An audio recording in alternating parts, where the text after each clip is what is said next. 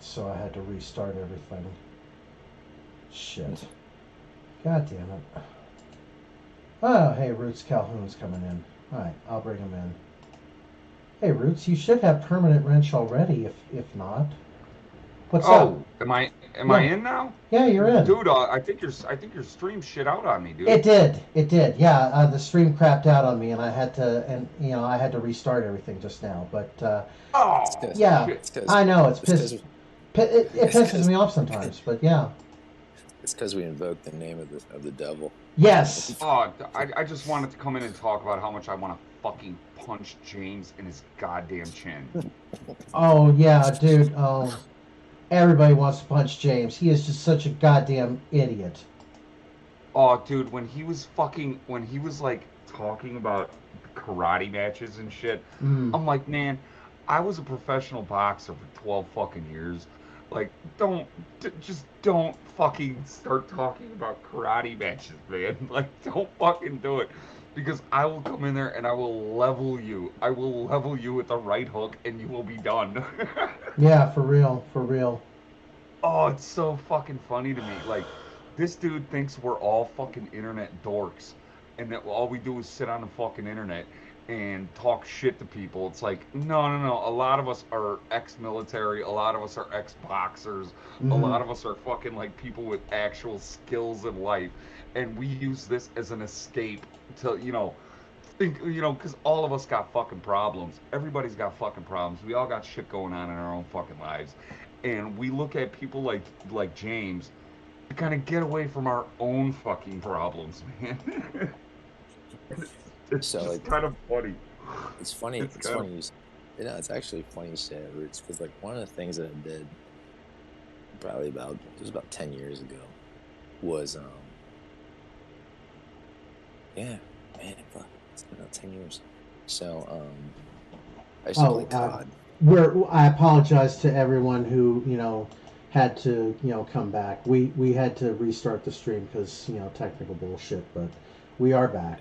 You know. is it restarted? Did Yeah. you restart a new stream? So do I have to go to a new Y- link? Yeah, it's called part two, but yeah, I Oh, okay. restarted everything. So yeah, All right, I got you, man. I'm gonna go there now. yeah, and There I we go. gave you a permanent wrench, so you could just come on in whenever you need to on that. Right on. Yeah, no, I enjoy coming on these streams and just shooting shit. But go on assess. ASDSS. Oh yeah, man. Yeah, So it was yeah. about at this point, I think it was about 10, 11 years ago. So I used to play COD and What's COD? Call of Duty, Oh, and Call of Duty. Gotcha, gotcha, yeah. gotcha.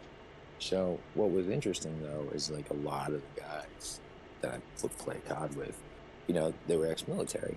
So, one of the things that I was working on at the time is I was finishing my dissertation on on trauma therapy.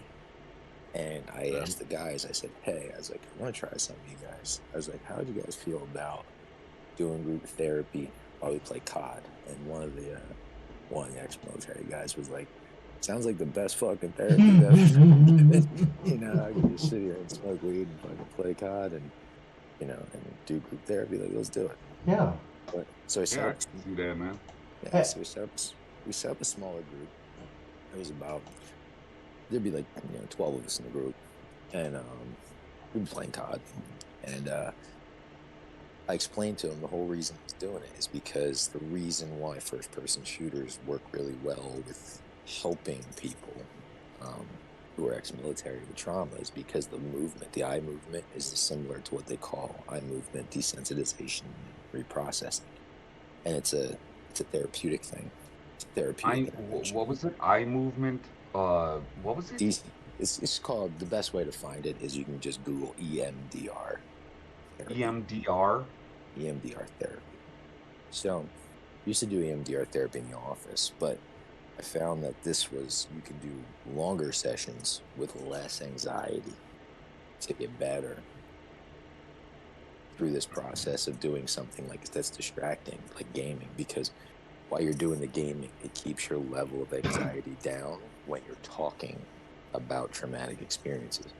So then what we Okay, did yeah. was, so I I'm followed, reading it right now. yeah, so I've been following them. Like I still check in with them. every 6 months. And we did this for like a year and a half.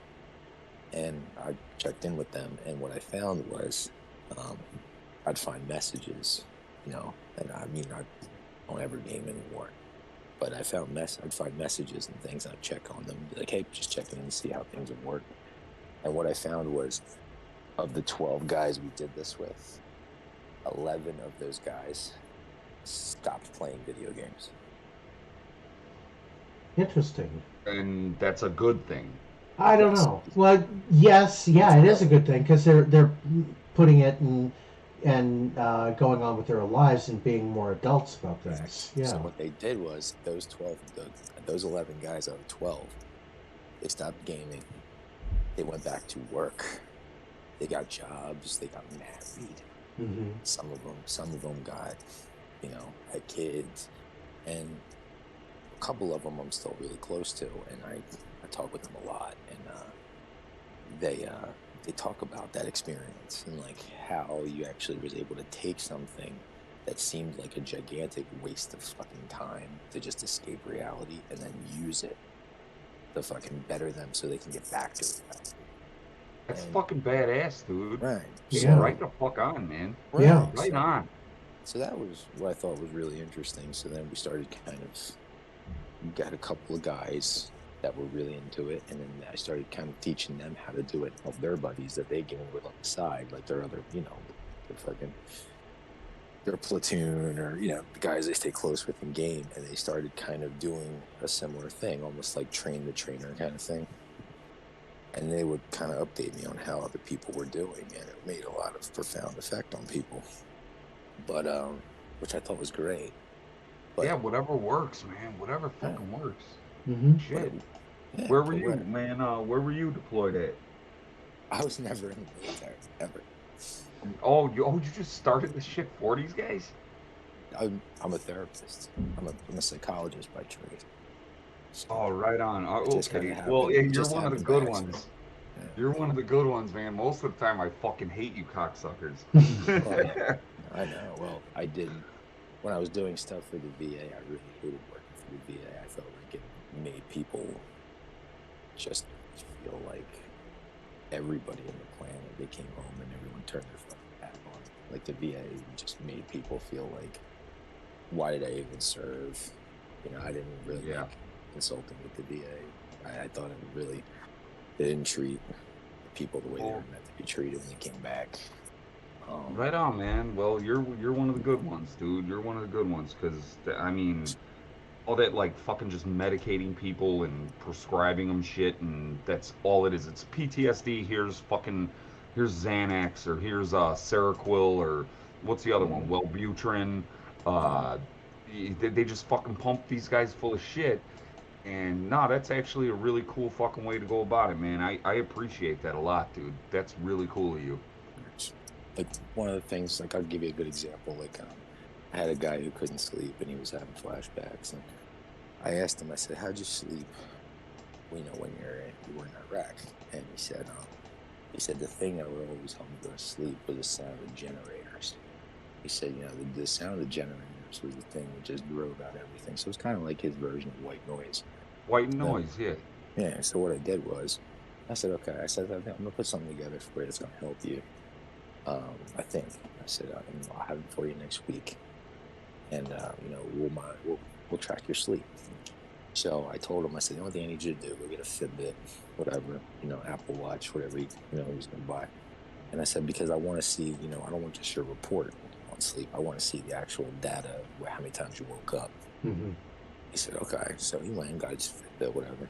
I said, but you got to wear it all the time. Like, I need to see this. And then we'll look at your results together on the app. So we did it. And we got a baseline of how many times a night he would wake up, which was like 60 times a night he'd be waking up. Oh. So then he came in, and I said, I have something for you. And it was a digital recording of just the sound of generators. Right? That's all it was. It was just like almost like a fucking like go to sleep tape. Mm-hmm. And Yeah. so I said, I want you to put your headphones in, and I want you to go to sleep. Listen to this. and we're gonna check your Yeah. sleep. And he came back. I know exactly where that dude's coming from, man. I have to put on like thunderstorms and shit on my big ass JBL speakers to go to sleep and sleep through the night, man. Yes. Primitive Technology. Have you ever watched that channel, Roots? Which one? Primitive Technology. I have not seen it, man. I haven't literally watched TV. I watch the news every once in a while, but I don't watch TV at all. Okay, so it's silent, so you don't hear anything. But he does like little captions of like what's happening. But but it's sounds of nature. He'll just like be chopping wood with like a handmade axe, and he'll turn it into like a hut, or he'll make like fire kiln clay bricks and stuff like that. The dude is like fucking amazing when it comes to like survival skills. And that was who I was quoting the other day. Well, I wasn't quoting him. I was just kind of giving him as an example when Mary's saying, "Oh, we should live like nature, and because animals don't have to have jobs, so we should all just live off the land," kind of thing. She wouldn't last 5 minutes. With primitive technology. Now that I'm in the fucking city, Uh-huh. I lived out in the country, man, and it was just coyotes and possibly, don't call me a crazy person, but it was possibly Bigfoot, just a bunch of shit screaming in the woods, and the sound of the woods, I'd always leave the fucking window open a little bit, and just so I could hear it. I would fall asleep to that, but now I need to turn on, thunderstorms and shit like that to fall asleep, man. Yeah. That's what I sleep to. Yeah. The guy, with the generator sounds, he went to the site and he said, I want to, and everything they were giving him for sleep, he said, I want to come off it because it makes me feel like fucking hungover and garbage in the morning. And he goes, and I'm having fucking real bad night terrors. And he punched like holes in his wall and the ceiling, and like it was disorienting. It was very disorienting. Without even knowing it too. He wasn't doing it on purpose, man. It was the drugs, dude. So he came off. They had him on everything. I know cats like that. Yeah, he was on Ambien, Lunesta, Trazodone, all like a cocktail just to get sleep because he just wouldn't sleep. And he came off everything. He came off everything with the generator fucking music, the generator, sound machine, so to speak. And that it helps, man. It fucking helps, dude, because you fucking zone into that, and you kind of just zone out, and you're fucking sleeping. Then you end up sleeping, and you wake up, and you're like, oh shit, that was a 10-hour thing. Oh, shit, I slept for 8.5 hours. Fucking A. Like it's yeah, man. Trust me, I fucking know. I have bad fucking problems sleeping, man. Bad problems. All right, since we had to restart, I'm going to go ahead and restart the Jimmy video and let Roots give some commentary. But no, you two go ahead. You two go ahead and what you were saying. No, Don. You do your thing. This is your show, dude. It's here to dick around. Really all of our show, because in a way, Jimmy is an audience of one. We're the performers on the stage. Yeah, he's probably gonna see this too. Yeah, this is the biggest reverse television show in history, because the entire it really is, dude. Yeah, because it's like Jimmy is just the one audience member sitting out there. Everybody else in the world is in the cast on this show, so it's all of our show in a way. But ASDSS is really one of the bigger stars of the show because he knows his stuff, man. I'll tell you what. You know what? Let's talk to Alan real quick. So Alan, next time if you want to come in the fucking Discord, bud. Okay, hold up. Come as yourself, Alan. Yo, ASD, explain to me what the fuck is going on with Alan? Because Alan Powell's like 3 fucking years ago that I remember yes. that Owen Benjamin shit. He still is. Is he in here? He's trying to be. Alan, for whatever reason, this is what my thought is that Alan, for whatever reason, really fucking hates Smersh, which is fine if he doesn't like somebody. People are allowed to whatever. like somebody. But he tries to have this belief that anybody that kind of shares the same kind of content or talks to the same people or likes different shows are in like a cult, right? This cult of like ROTC cult or Donna's Paul Okay. cult. Or, Yeah. it's like there's also a lot of people that just watch what they watch. I watch fucking everything, especially I haven't been. Anybody goes to my YouTube right now, I have no videos. I have no fucking nothing. I only came on YouTube because of James. Only reason I'm here. Only reason I even made the Oh, is James the only reason you're fucking here, man? The only reason I'm on you fucking YouTube. The only reason I ended up here is James. Oh, that's So pretty James, funny. you know what, James? You know what, bud? Thank you. That's all I can say. Oh, that's James- pretty fucking funny. James is the reason that I'm back on stream. Yeah. And the way I found James is that James got. I'll give you. I don't know if anybody knows this, but how did I find out about James? So James ended up getting posted on local community tabs in PA because I live in his area, like I live in Philly, and he lives in the suburbs of Philly.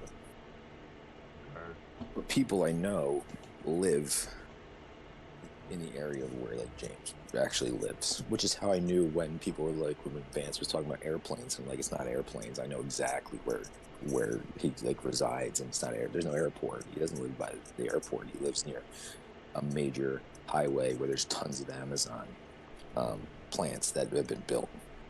So what you're hearing is 18-wheelers just flying down this road. So, but I've ended up finding James in a Facebook community tab because someone had saw Daywave and said, anybody know this fucking weirdo? You know, because they were just so, you know, enraptured with this fucking story of like what was going on. And that's how he kind of ended up popping on my radar. And I'm like, wow, this is really interesting. And I wanted to know, because of my own curiosity, because watching like 2 James videos, I'm very curious because he was seemingly on the spectrum. And so, man, I'm really curious if this person is a legitimate person. Like, is this guy psychotic, or is he just stuck? You know, just stuck. Like someone gave him kindness and he can't let it go. He's just stuck. Because I've seen that a million times too. So a little bit, yeah. So what was interesting though is right after when I like kind of like following David, the very next episode is when they found Ileana. I remember that. I remember that too. That was like, because it was like October, because that's when I started. I was like, holy shit! So from that, Like, I gotta go in on this guy. I gotta fucking figure out what the fuck is going on in this guy's head. yeah, I was just so, and my whole thing was I just really wanted to interview him. That's all I really wanted at first. I just really wanted to talk to him because initially when I saw it, I'm like, I've seen a million people have come through my door with the same problem James has, and I think I can help him. But as time went on,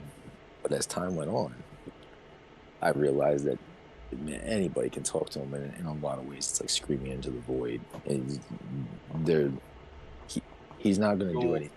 He's not going to do anything unless he's processed it through and decided that was his decision because he's the man. And he's not going to listen to anybody that's going to tell him something that he doesn't want to hear. That's that phrase, you stare into the void long enough, it stares back. That actually means, like, you will go crazy trying to fucking help this guy. yeah, So, yeah, Because he's a crazy person, and he is not going to get fucking better by listening to anybody else but himself. Well, That's it. He what needs to help himself. what I learned about James over time was when everybody is just screaming at him and calling him every name in the book. The only thing I would say on these streams was I would just say, James, here's how what's going to happen next. This is what's going to happen next. Because the only way that I knew he was going to hear anything and maybe think about changing up what he was doing was if somebody said, not you're a fucking asshole, because he is a fucking asshole. But at the same time, it's like, you're a fucking asshole and your fuckery. This is what's going to happen next in your fuckery. mm-hmm. And every single time that we would say that to him, we would say that on the video, on the stream.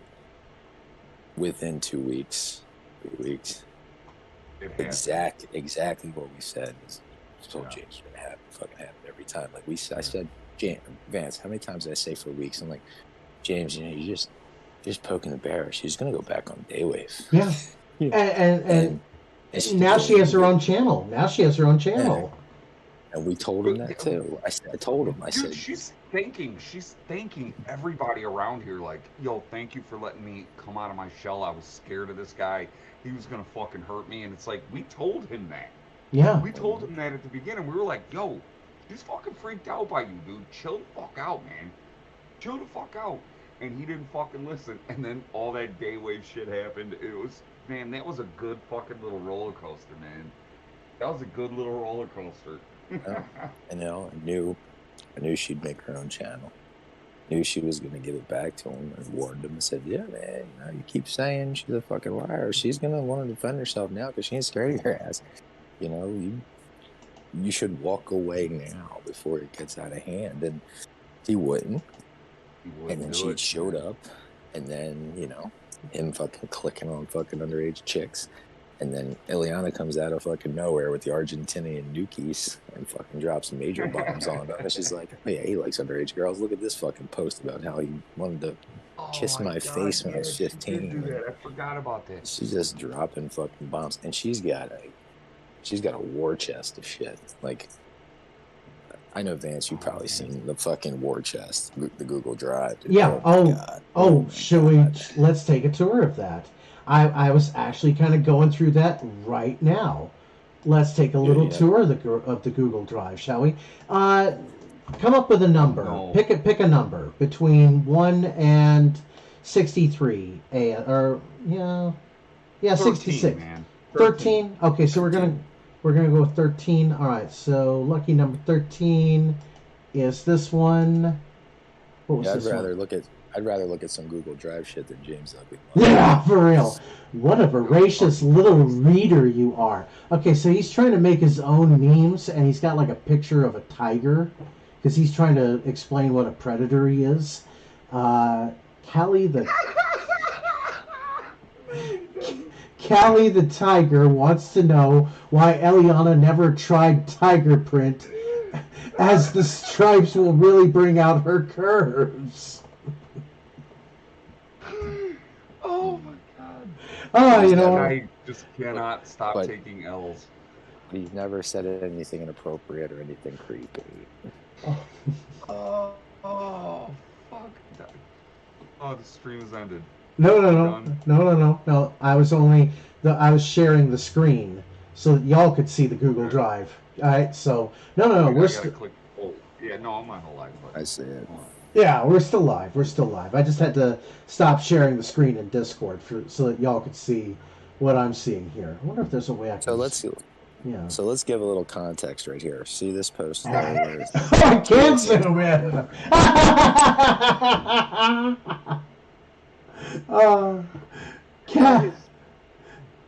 Wait a minute. So let's give some context real quick. All right. The text above that. See the text above that? Wait a minute. All right, yeah. Where it says, "What a little voracious little reader you are." Yes. Right? So, keep in mind, at this point, it's 2018. She hasn't responded to a fucking thing that he sent in years. In probably almost, at this point, probably I'll give him some grace periods. Say probably close to 2 years. He hasn't heard anything from her. You see that? You see where it says, "What a voracious little reader you are," with a heart. He's assuming that she's reading all of this. No. I'm gonna give you context on this. Okay. This is probably the time where he had stalked her and found her Goodreads profile.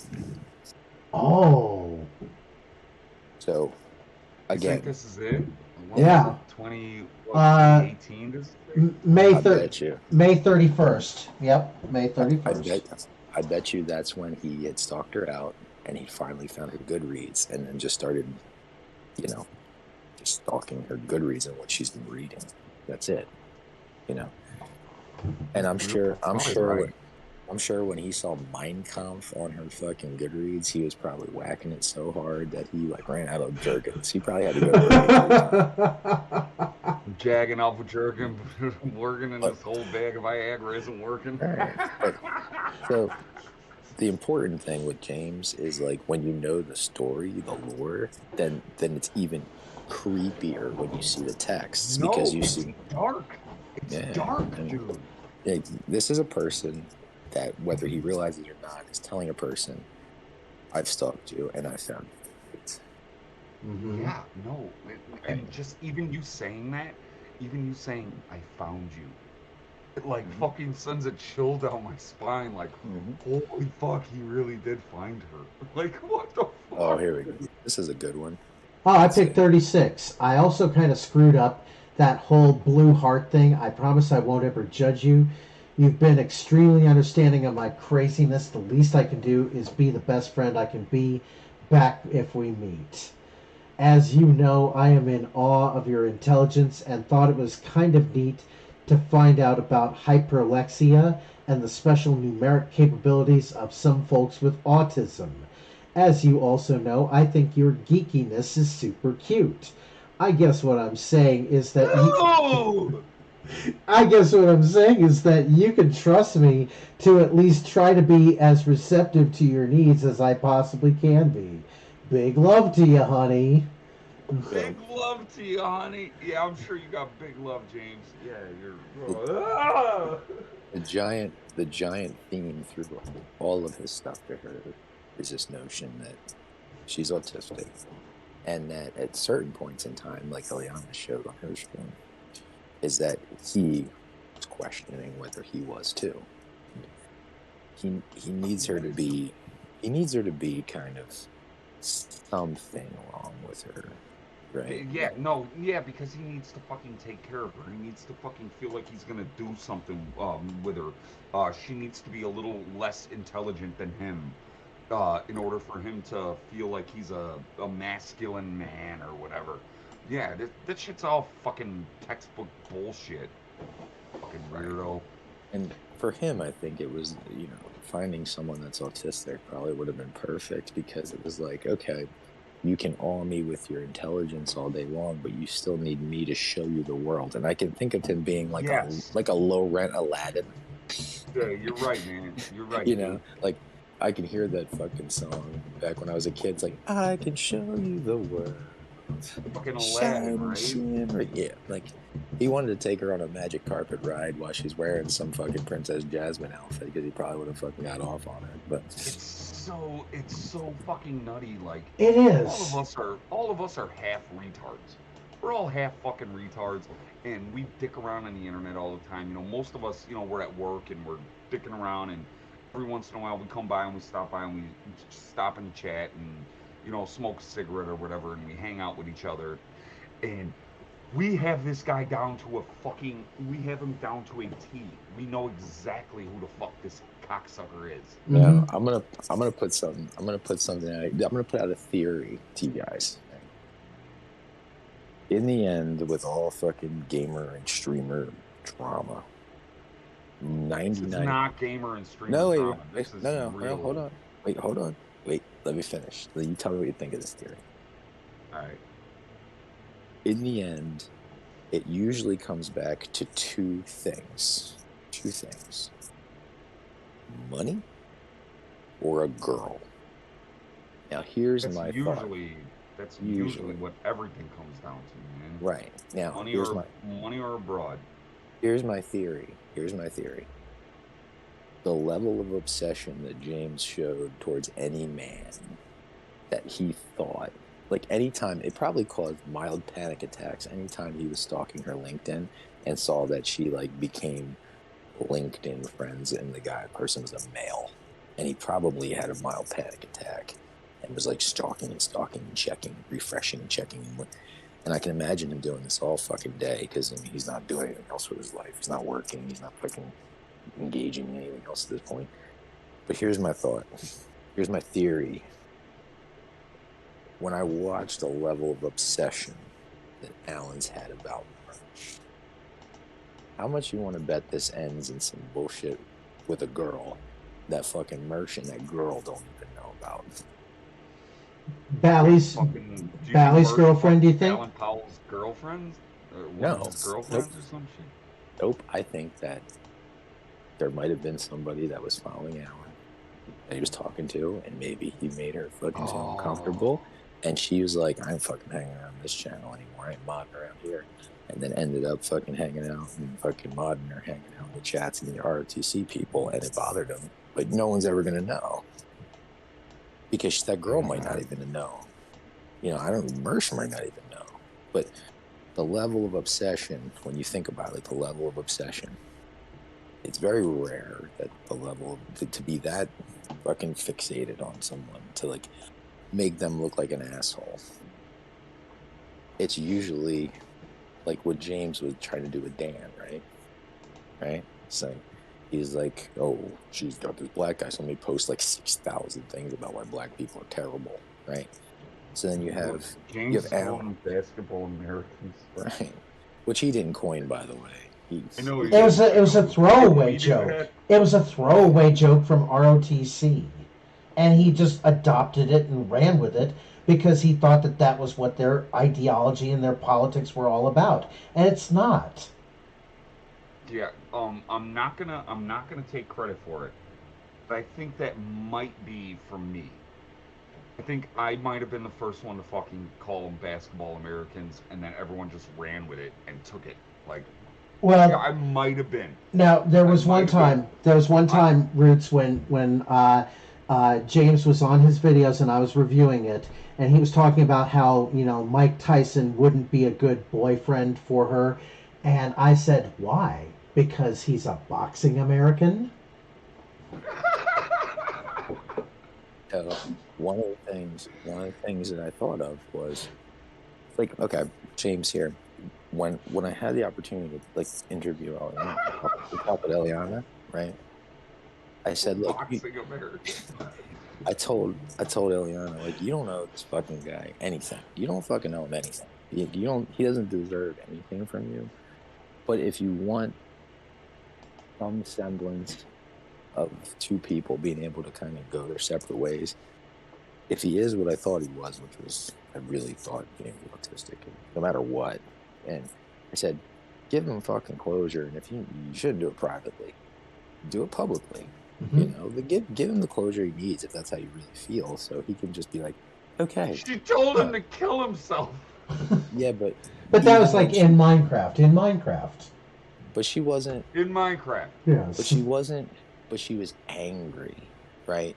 And I said, you don't have to be fucking angry anymore. Just fucking talk to him like you're trying to talk with a civil, reasonable person instead of being angry. Because the anger is like, the minute she was angry, it was like, they lied about me, they put her up to this. Like, he had a million like irrationalizations for why she was saying what she was saying. But when she came back again and was like, it was 7 years of pent-up anger towards this guy, and like now I've said my piece and I'm at peace with it, and now I'm just moving on. So, and she said to him, he can listen to all the trolls, but she said, I hope you find what you're looking for. It's not me. It's not going to be me. Best of luck to you. Leave me the fuck alone. That's it. Like, you're not going to hear from me. She's never going to respond. She's not kidding when she's like, I'm never going to publicly respond. Like, she's not going to comment back. She's not going to message him anymore. Couldn't imagine putting that kind of business out on the fucking internet, like, for everyone to see. Yeah. Couldn't imagine that shit. And she's willing, and she's not joking when she's like, I will stop flaming this guy. He just shuts the fuck up. He just shuts the fuck up. That's it. That's all she wants is him to shut the fuck up. And he ain't shutting the fuck up. She's not gonna fucking, go through all of these things and like talk about him. He's willing to just let it go and like move on with his life. I think she's reasonable. Boxing Americans on there now. George Foreman, boxing American. No, Sam Studler, he's my roommate. He's a boxing American. Hey, Jake Paul, he's a boxing American too. No, dude, hey, Nilski, man. Eliana is awesome, dude. She's such a good sport. She comes on. Yeah. She dicks around.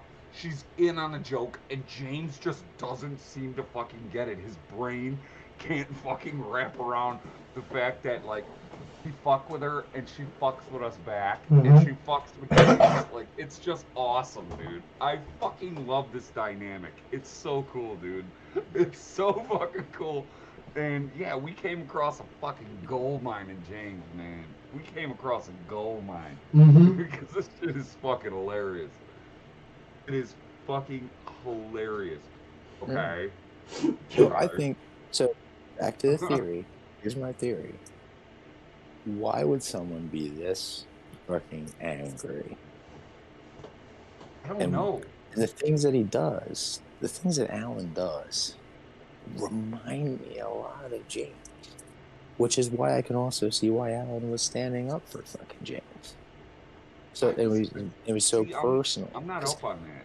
I'm not up he- on the Alan Powell standing up for James lore. I know I the James lore hand over fist. I know it I too, know but that I'm shit. new. I'm totally new to Alan Powell myself. No, I Alan Powell think was the guy that said he was gonna go raid Owen Benjamin's compound and do weird shit. And then Mersch was like, "Don't fucking do it, you fucking idiot."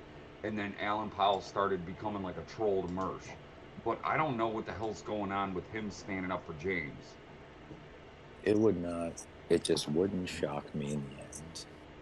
Wouldn't shock me in the end if there was somebody involved that doesn't even know they're involved as the reason why this has continued for so fucking long.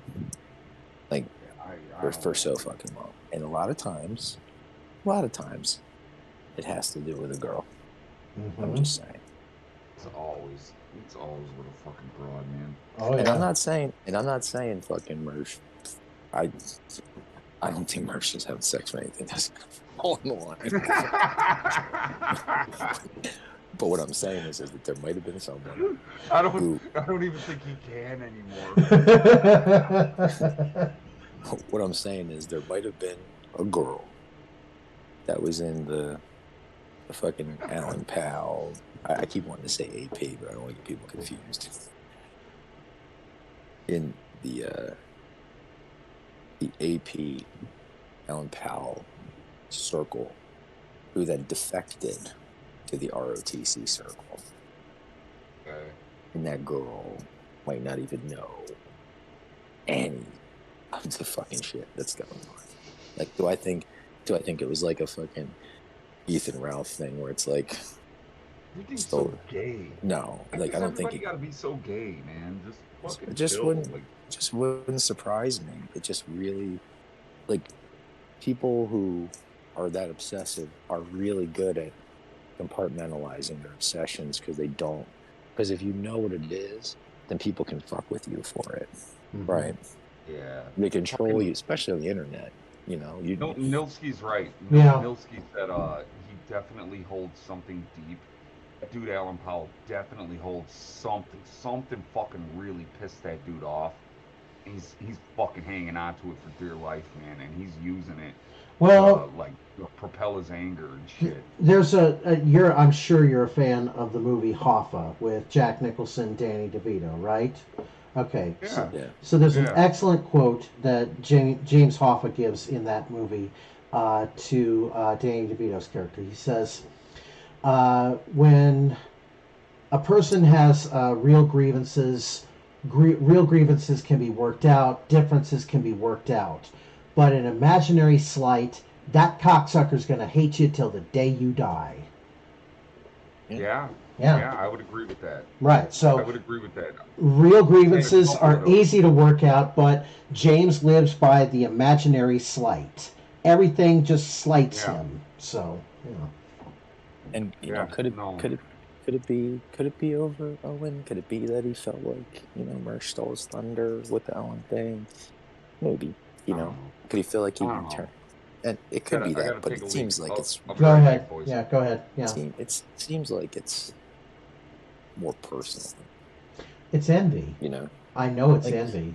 Mersh is building success, and other people are starting to build their success around Mersh, and Alan Powell is looking from the outside, and he's watching a city being built, and he's out in the countryside, and he's envious because he has no way to construct anything of any value for himself. He's out there alone, and a city is just being built off into the distance. And you've got Mersch Towers, you've got the gigantic Mersch Towers, and you've got, like, Adonis Paul office complexes, you've got Daywave, you've got Virgie, you've got Hatman, you've got me. We're all building ourselves up out in the distance, and Alan Powell is just envious. He has, Well, yeah. It's interesting. Like, Alan, you want to come talk? Come talk. You know, let's have a festivus, man. Let's fucking have some airing of the grievances, and because you talk about how much you hate him, but there's really not a lot of understanding of why. Right. You personally, the other ones, they have their own reasons, and they talk about why a lot. Those are real grievances, and those eventually could be worked out. But Alan doesn't talk so much about why. I mean, I go as far back as I could to find out. I just want to know why do you fucking hate this guy? Because do we defend anybody? No. Are we here to suck anyone's dick? No. But at the same time, it's like you're dragging like everyone into this, not because everyone is like dick riding, ROTC or Mersch. It's you're doing it and no one understands why you're doing it. And you're sucking all these people that have nothing to do with whatever the fuck you got going on. You're sucking all these people in for what? For what? Tell me why. Tell us why. Get your alternate Bobby Lagoshe, whatever the fuck. If he's got to be the one speaking for you, and fucking just say like, here is why. Mm-hmm. Because no one anybody that's like kind of not and followed this shit for years, we don't fucking know why you have such a problem anymore, because you don't say anything. You have no content of your own other than staring creepily into the fucking camera or fucking just reposting. If anybody's built, what's funny is if anybody's built fucking Mersch's fan base, it's fucking Alan, because all Alan does is fucking post fucking edits and screen clips of fucking Nightwave. And if anybody's built my fan base, it's Jimmy. Jimmy's out here fucking promoting me. Well, I was on a stream with Adonis Paul, and Randolph Vance told me to check out his channel. And it's like, Jimmy, don't you know to like not give out free advertising in that sense? Yeah, let's look at another text. Okay, yeah, let's go back to this here. Let me for context on this is which one you want? It doesn't matter. Whatever. Whatever that picture is right there, the 21. 21? Yeah, it was 21. Yeah. Okay. So what was this? File, you guys. Oh yeah. We're going through his Goofles drive. So, proof I got my PO box. James, why? Okay. Listen, I want to give everybody a heads up on this. Yeah. Okay, number one, we shouldn't have fucking doxed James. And I'm not saying that as like winky, don't dox James. What I'm saying is that at this point in time in his life, he was homeless. Okay? Yeah. So if he had a P.O. box, that's because a homeless program set it up for him. So if you're sending shit, you're sending it to a home. You're literally fucking with a shelter for no reason, because he's not there. He's got his own apartment now. This is years ago. Like, don't send bags of shit to this P.O. box, because then it's just poor fucking homeless shelter volunteers fucking dealing with the bullshit. Yeah, like, it's no fucking reason. people like me that go volunteer at these fucking places that have to go through that shit, man. Yeah, do that. That's a dead P.O. box now. He's got his own actual mailing address because it's an apartment now. So that's old shit. Assholes. And I've had to go through some shit at I volunteer at soup kitchens and shit like that. I go through the church. Man, I've had to see some really crazy fucking weird shit, dude. Alright, try something else. Shit in a fucking P.O. box though. Like fucking AP sending Adrasdea gorilla shit. Yeah, Vance, I would have laughed my fucking ass off. Try something else. Pick another number. Pick another number here. Let's try 27. Let's try 27. 27. Yeah, let's go. Yeah. Oh, he made his memes again here.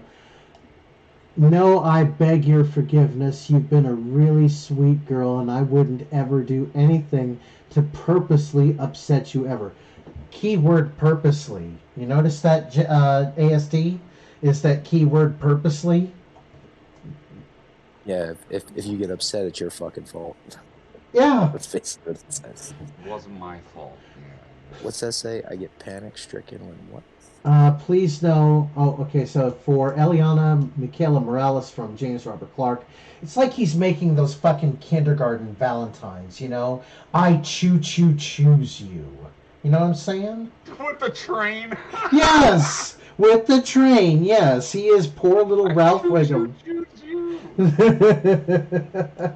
Fucking dummy. The problem, and I feel really bad for Eliana, because the truth is that Ghost, like one of the truthful things he said in his videos was, I don't understand ghosting. I don't understand why people do that. And that's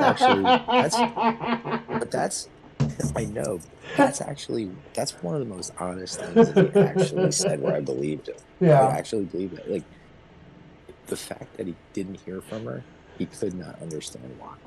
Like, he really had that much of a void in He's his a fucking idiot. Well, yeah. I mean, in that, you know, and when he was saying, like, I don't understand, you know, are we cool or are we not cool? Because if she came in and was like, we're not cool, like, we're not friends, I'm dating somebody else, go fuck yourself, like, you creep me out, you can't make it right. If she would have just gave it to him, like any average American woman would have after all this, and would just went off on him, like, that's what he's probably used to, is somebody telling him to go fuck himself. Because if you're from Philly, if you're from around this area, people just tell you what they think, you know? So, dude, no, hey, that's what I don't fucking get. Like, this motherfucker's from fucking Philly. He's from fucking Philly, and he don't get when a broad goes, I want nothing to do with you, man. I want nothing to do with you. It's like, dude, you're from fucking Philly. You should fucking know that. But shut the fuck up. Stop fucking with this broad. I think the complicated thing is that what he didn't realize at the time was the only reason she was being nice to him is because he was sending her screen grabs of shit that he found, you know, interesting and enlightening, and, you know, he loved about her, which was all the fucking, what he considered like the fucking racist, fucking white supremacist. Isn't what she said, is that she felt bad for him because he was suicidal? Yeah, because he was pretending. He was pretending to be suicidal, yeah.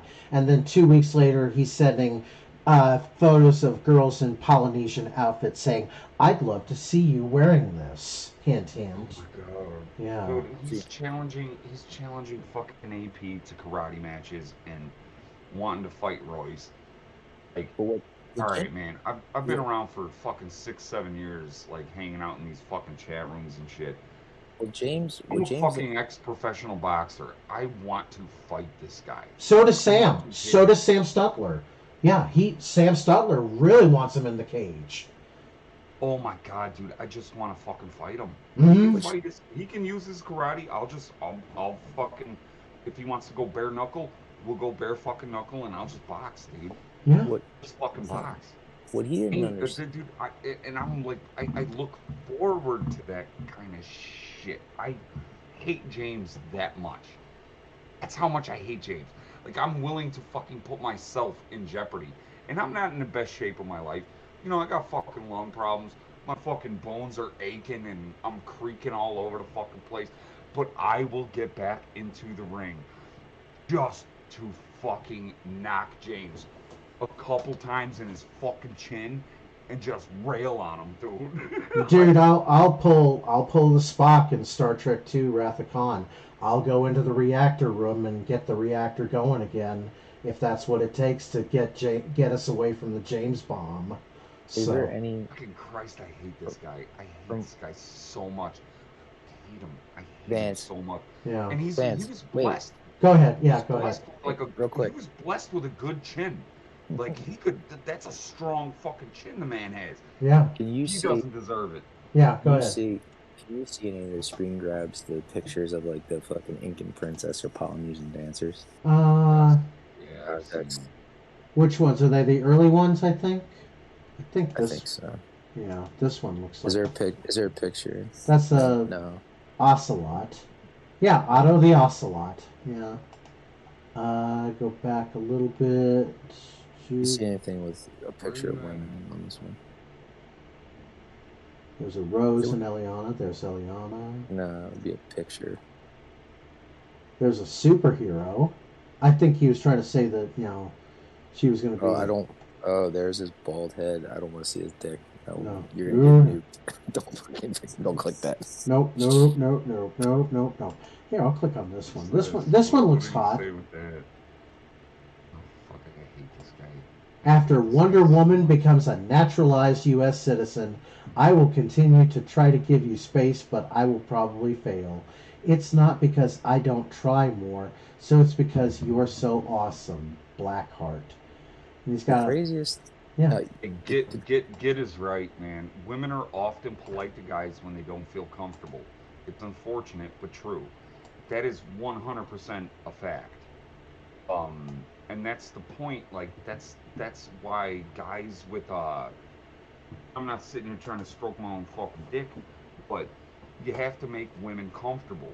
Yeah. You have to make women comfortable, and then you can goof around and say whatever the hell you want, and dick around with them. And the more you make them laugh, the more easier it is, or the more easy it is to get laid. So here's And the thing. that's just a fact, man. Right. But here's the thing that's funny. So the question was, when it's all said and Sorry, done, kid. how did this like drag out for so long? So one was she was trying to be kind to him because she was trying to build a following. And then when she realized he was creepy and he was screenshotting her everything that she said, and when she didn't want to be involved in politics anymore, you had this person that was just sitting on a cachet of shit that she thought at the time would ruin her life, the rest of her life. Like it was getting to the time of like people getting canceled, and so she didn't want to anger this guy. And It's scary. It would be right, but it's fucking scary. But here, right. So for her, it's like she felt as though he was hanging on to this and being like, if you fucking leave, if you fucking ditch me, I'm gonna fucking ruin your life. What she didn't know at the time was, I don't think that was ever really intention. He was really just trying to say, like, this is the person. It was just a giant. Honestly, it was a giant folly of bullshit. Sorry for interrupting. Fucking Mill has the comment of the night. He says, or you just walk into the bar with a shirt that says, "Learned from lesbians."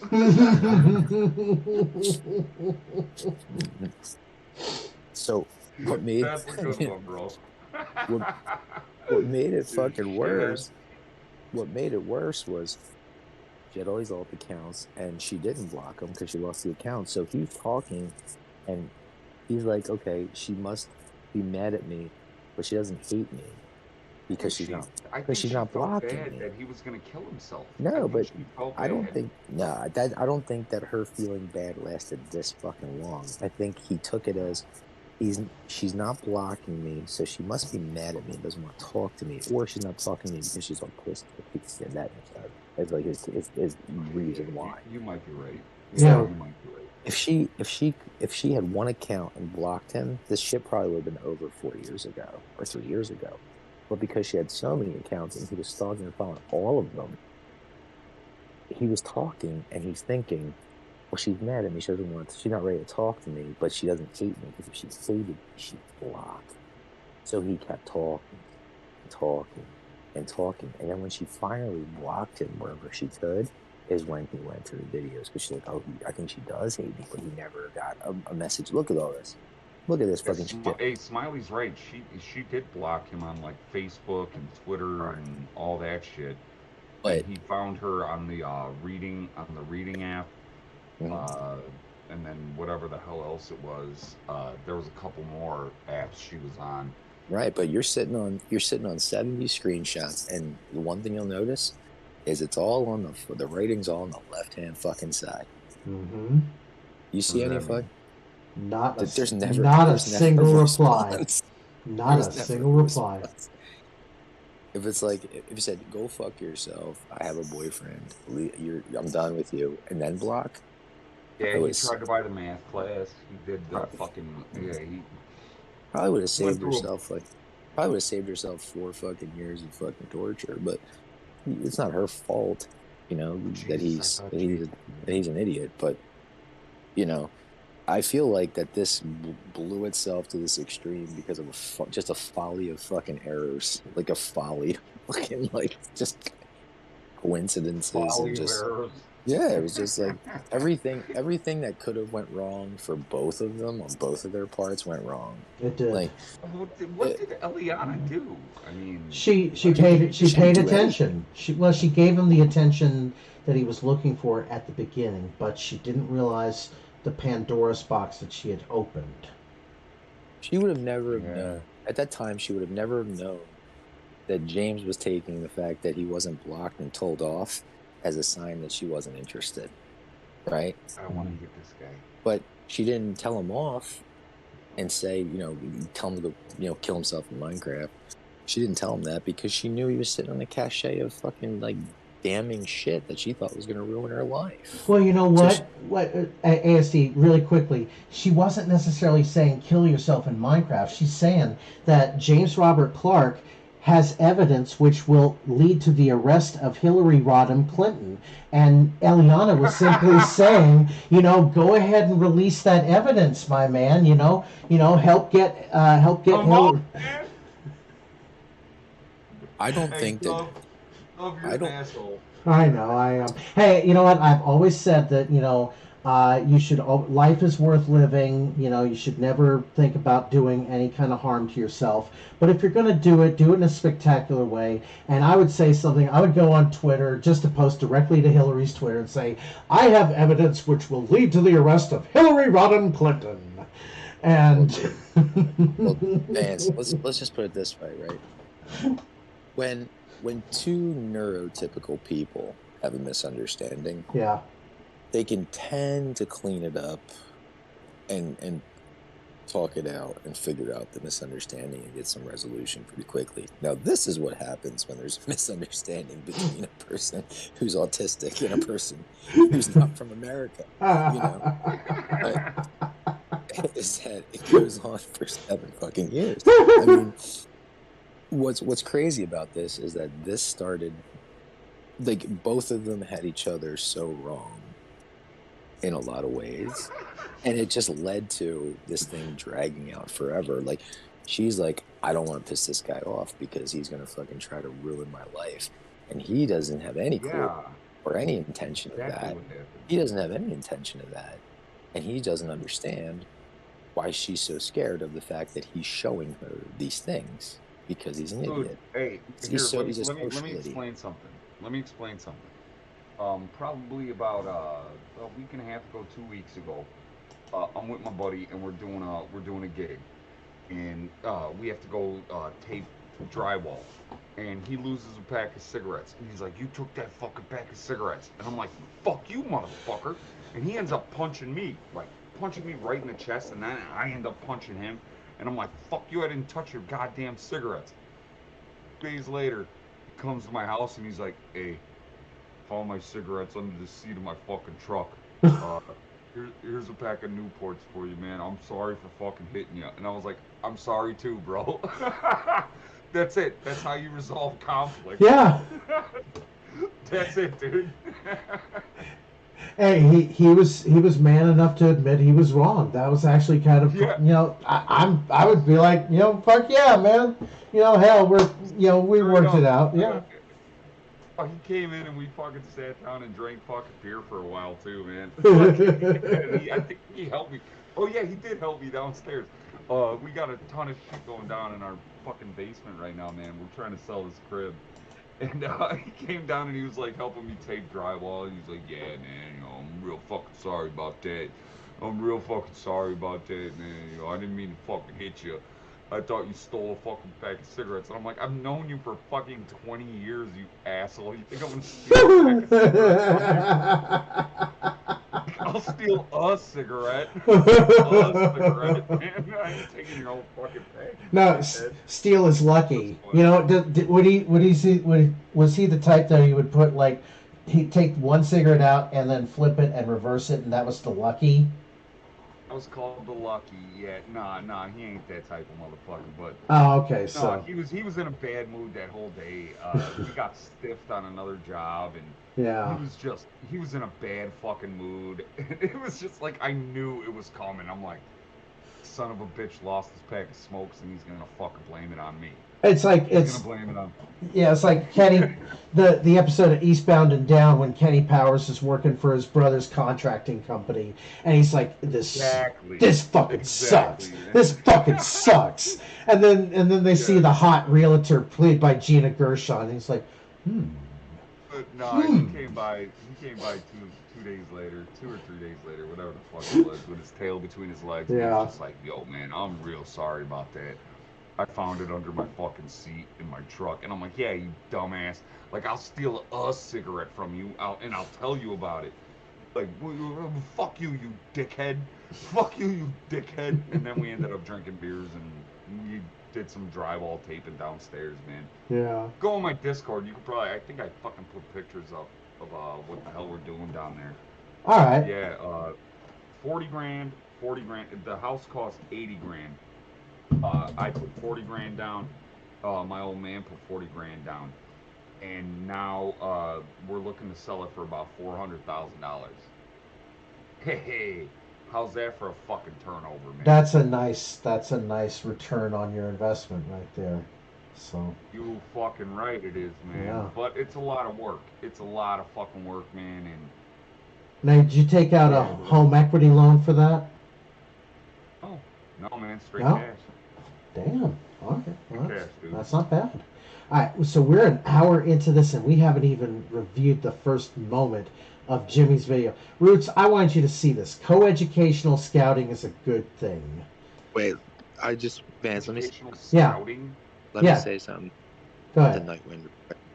I agree with you that in the beginning when he met her, he was trying to groom her and break her will. But what's interesting about people that are like that is that when a person puts up pretty extreme resistance, they end up becoming pitiful.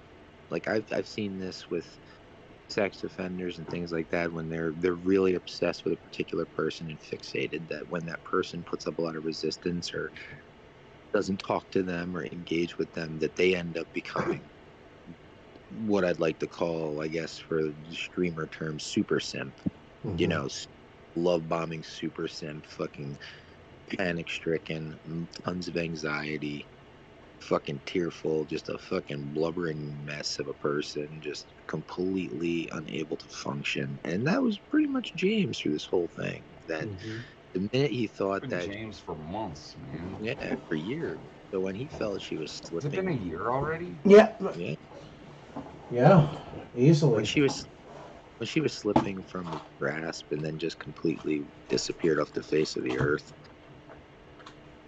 she had all the power then and she didn't even know it. You know, she lived in fear and avoidance of the guy, but she had already won. And anybody that doesn't know those things wouldn't know how to respond, how to take that power and control, but she does now.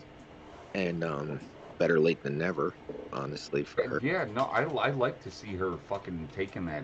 that shit back from a fucking weirdo like this. Yeah, I mean, and I think that if as people have kind of moved on to more important things and the trolling has gotten less, I do think that he's capable. I do think he's capable of making, like he said, less content about her. And he's proven that a little bit. Okay, He's still stuck. given your expertise, in mental illness and things of that nature, do you think this fucking dude has ever done any kind of like martial arts or No. anything like that? I don't think I so. don't. I don't. I don't know.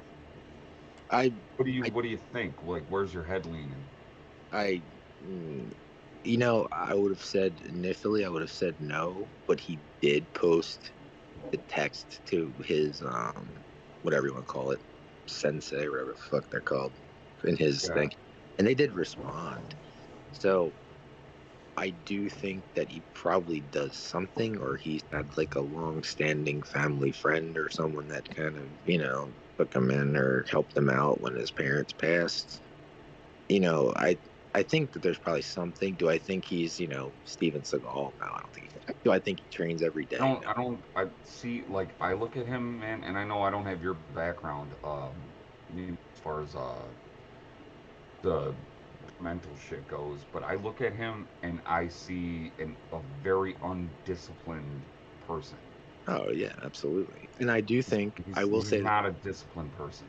if he was as good as he says he was, anybody that's as good as they say they are at that level when they got something to prove, there would have been some semblance of proof over all the years of his YouTube and his fucking Instagram and everywhere else that this is something he practices. Like there's nothing. So it's the same thing when he's about a friend that, like whoever he's talking to, probably not really. Well, I mean, dude, I was a professional skateboarder. I was a fucking professional boxer. I did all that shit, and I don't have fucking Instagram or anything like that.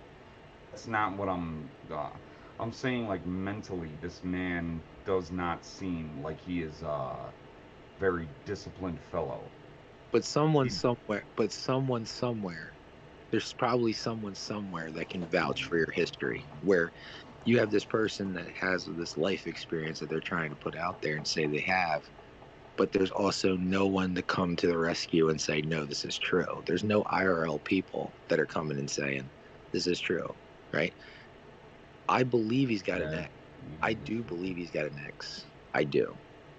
But I don't think that his ex is anywhere near the ideal that he's looking for. I think he's embarrassed by his ex. I think that it's there, but I don't think when it comes to the physical appearance or their cognitive ability or their intellect or whatever, I don't think that in his mind they're his equal. So he just kind of mentioned. Here's a thought. You know the anger the resentment that he holds towards Maureen when he's doing the impressions of her voice. That must be. Why is he going after Maureen? Because the nicest fucking chick in the world. Because Maureen reminds him of his ex. That's why. No. Fucking asshole. I mean, I think he hates Maureen because Maureen went in on him about the fucking daylight. Like fucking Axis of fucking Argentina. Maureen went hard on that motherfucker. I remember that. Oh, yeah. She knew more about Argentina than he did, and it was funny too because as Maureen's going in, and she's like, "And I know I'm right, James, and you're a fucking moron," and I just happened to message. I messaged like, "Is it daytime over there?" Like, yeah, why? I'm like, yeah, there you go. There's your confirmation. It's daytime. All right. Like, so I was spot on. I got to get to this video because otherwise we'll be here all night. But hey, that's a good thing. Sorry, go. That's all right. It's all right. Go for it. All right. So this video is a little overdue. I wanted to do a video about co-education in scouting, the Boy Scouts of America to be particular, and why I think that it's a good idea that girls are finally included in the Boy Scouts of America, okay, or scouting. I hate this son of a bitch. The reason why, now I do think they need to change the Boy Scouts of America to something else, like, I don't know, the United States Scouting Organization or Scouting USA or something like that. One of the, people don't know where U.S. Scouting comes from. The Boy Scouts of America and Mexico and Canada is very similar, although I think Canada has more of a British influence than Mexico and the United States. But most countries have some type of scouting. In communist Russia, in the whole USSR, they had the Young Pioneers, which was co-educational. And also, in China, they have, I think it's actually Boy Scouts. I've met them at a jamboree. This is the thing with the Boy Scouts of America. It comes from more. It does come somewhat from the chivalric traditions that were promoted, and the warrior traditions that were promoted by the British Boy Scouts. Okay, but the United States Boy Scouts, the Boy Scouts of America, has a unique influence by a gentleman named Charles Eastman. There is a book written by Charles Eastman, but Thomas Seton is given credit, called The Gospel of the Red Man. And what happened is Charles Eastman, who was a Lakota Sioux surgeon, wanted to save the white man from becoming weak, domesticated, and feminized. And he was scared for Western civilization. He believed that Western civilization would decline as white men became more feminized. James, you are the perfect masculine example to save white men from being feminized. Jesus Christ. Jesus fucking Christ, Jimmy. I love this guy. Come on, James. Oh my God. Come on, James. Bring it. Bring us that LolCow milk, buddy. And that was why he created the Boy Scouts of America. That's the true creator of the Boy Scouts of America. Although Thomas Seton gets a lot of the credit. The other thing that you need to take into consideration is, unlike the British tradition, ours is not based in the chivalric traditions or knightly traditions. Ours is based in scouting, in like an Indian scout more than a military scout. There's a lot more focus on outdoorsmanship. There's a lot more focus on just Native American lore. In the Scouts, like, we use the two works that we use, aside from obviously the Boy Scout handbook, but the two literary works that are, encouraged to be read are, of course, the Gospel of the Red Man and Rudyard Kipling's The Jungle Book. The idea of the Boy Scouts Boy Scouts of America, is to reawaken the concept of the noble savage in the average American boy, okay? But not all scouting was for boys. At the same time as the creation of the Boy Scouts of America was also the creation of the Campfire Girls. Now, the Campfire Girls, these are all under the same organization originally. So you had the Boy Scouts of America and the Cub Scouts. Let's just include those together. So Cub Scouts, Boy Scouts, one thing. Then you had the Campfire Girls, which was the girls' version, okay? And then you had venturing. Now, venturing has always been coeducational. That's for college-aged youth, and it's always been coeducational. I don't believe that you're gaining anything by separating youths into gender-specific groups. I think it's detrimental to their social development. I think that boys and girls are meant to work together and live together and be together from the point of birth onward, okay? While I share the view that scouting should be coeducational, I think that the separation of the sexes, as in the Catholic Church, with the nuns and the priests and all this stuff, as you can tell, in the Catholic Church, there's a lot of pedophilia and homosexuality going on amongst the priests and amongst the nuns and amongst a lot of people. Jimmy, how would you know that? Seems like you know from personal experience about, all of this going on in the Catholic Church. What, were you an altar boy, Jimmy? Is that what you're saying? Dude, hey, I was an altar boy. Yeah, but that shit... Yeah, but I don't think that shit happened to you, did it? Hell no. No. Man, I was a fucking big-ass kid. Yeah. Nobody was fucking with me or my brother. Yeah. But a couple of my friends, had told stories like, hey, this guy got kind of weird with us. He got kind of weird with me. He got kind of weird, this and that. And we were like, what the kidding me? Yeah, and then this, the one dude, his name is Father Gary. You can look him up. What church is it? Our Lady of Victory. Our Lady of Victory Church. His name was Father Gary. Father Gary. And this fucking asshole, he got arrested and taken to jail for fucking with kids, man. Jesus. And he was always a creep. He was always a creep, but he never fucked with me or my brother because, we had my mom and my dad, and we were there all the fucking time. Right. Our Lady of Victory, yeah. Our Yeah. Lady of Victory Church, Chicago, Illinois. Yeah, go ahead, look it up. And the reason why is because Arrested. of the separation of the genders. He's a fucking Okay. weirdo. And you see Smack his lips similar like James, issues. too. And the reason I'm making this video actually is an Islamic friend of mine stated that he didn't think that, he believed that men and women should be separate all the time. When he said that, he has an Islamic friend, immediately I'm thinking of Jose Padilla, dirty bomb suspect, and possible John Doe number 2 from the Oklahoma City. So, John Doe number 2. yeah, dude, I mean, I think that we're just looking at like the very beginning of something here. You notice how criminals always have 3 unique names. Lee Harvey Oswald, James Earl Ray, that kind of thing. James Robert Clark III. You just kind of get that little extra, numerical there. But James seems like Nicholas Joseph Calhoun. They Well- call him Nicky Joe.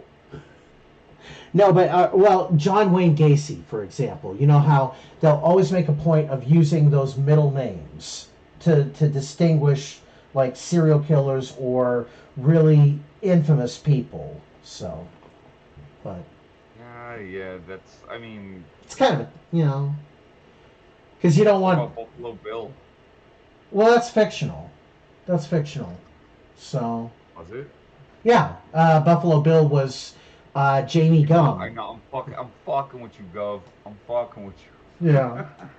I don't think that in society men and women should be separated. I think that it's a negative more than a positive. Now, when I gave the example of the Hey, Catholic hold on, Church and how pause it, Gov. Yeah. Pause it.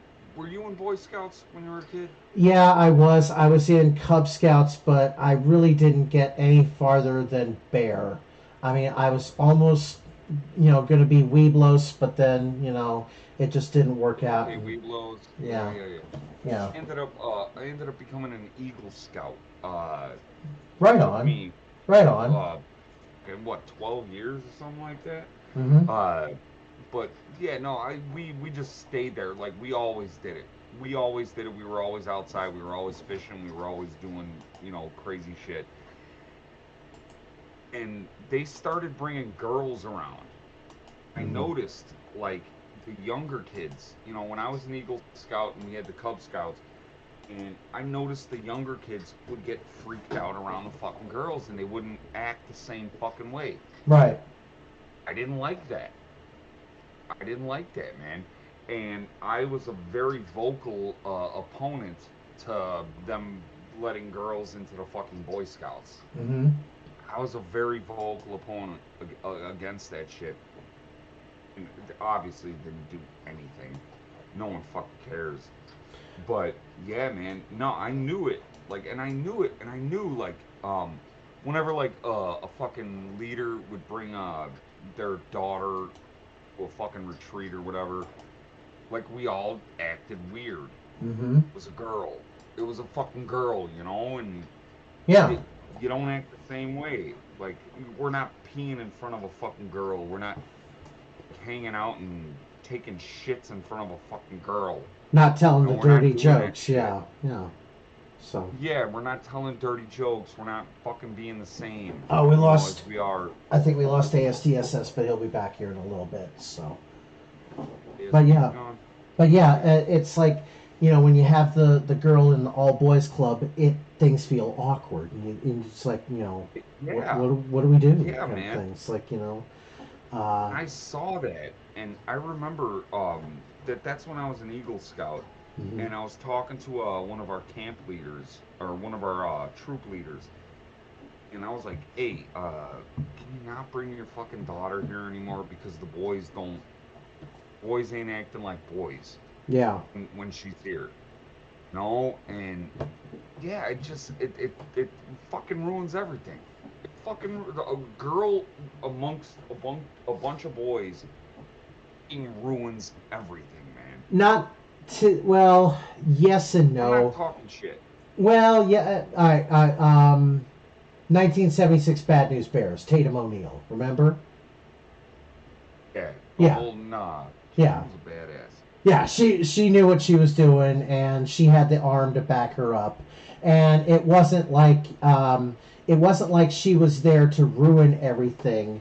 She really was kind of like a tomboy at heart. It's just that she was just born with the wrong equipment, and she was just like out selling maps to the stars for to just try to draw the tourist dollars. And she gets her big break in baseball again. So.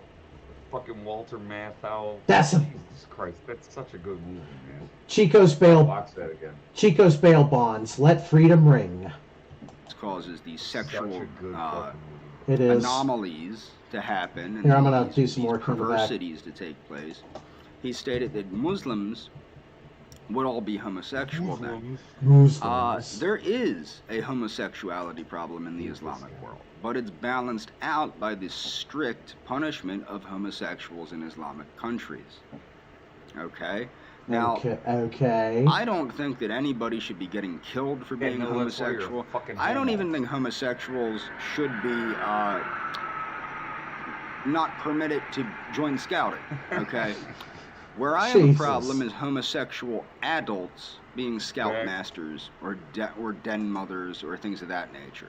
Especially den mothers. Now that you have young girls involved in scouting, I would not I would be uncomfortable with a homosexual scoutmaster. I would also be uncomfortable with a lesbian den mother with children around, young girls around. And I think it Jimmy, wait a minute. How's a lesbian den mother going to have those children around? Either A, she was married to a man before and those are her biological children, or B, she's never been with a man and it's turkey baster. I think Jimmy would want the turkey baster lesbians, wouldn't he? Roots, are you there? Oh, Roots, why are you muted? Why are we muted? Oh God. leads to stuff that we might not want to be happening. I do believe, however, that and this is my personal belief, and I'm going to explain why it's my personal belief and why it should not apply to how the Boy Scouts originally handled things. And I protested the inclusion of homosexuals in the Boy Scouts. I went to Philadelphia, and some gay guy threw a cup of coffee on me. And that's the thing, is who's the violent people here? The Boy Scouts or the people throwing cups of coffee on the people that want the Boy Scouts to remain the Boy Scouts at the time? And that was my issue. But the thing is, I personally don't believe that homosexuals should be barred from participating in scouting. Okay? But the Boy Scouts is a private organization. It's a private club. Okay? The majority of scouts are fervently religious people. One of the beauties of scouting. Now, this is the thing. There was also a big hobbabaloo about how they don't like atheists in scouting. I have never been a religious person. At the time that I was in the Boy Scouts, when I was like 9, 10, 11, whatever, I was an atheist. I was an atheist. I did not believe in God, okay? Oh God, I have to pause it here. Jimmy, this is one of your flip moments here, where you flipped between God and Satan and neither of them. Jimmy, what in the hell are you fucking talking about? I did not believe in the existence of a God, okay? But the truth of the matter is, it was never a problem. Nobody ever asked me, do you believe in God or what? Well, maybe somebody asked me what church I went to. And I would say occasionally I would go to church with my grandfather, who was a minister. Not all the time, but, a couple times a year, maybe 8, 9, 10 times a year or something like that.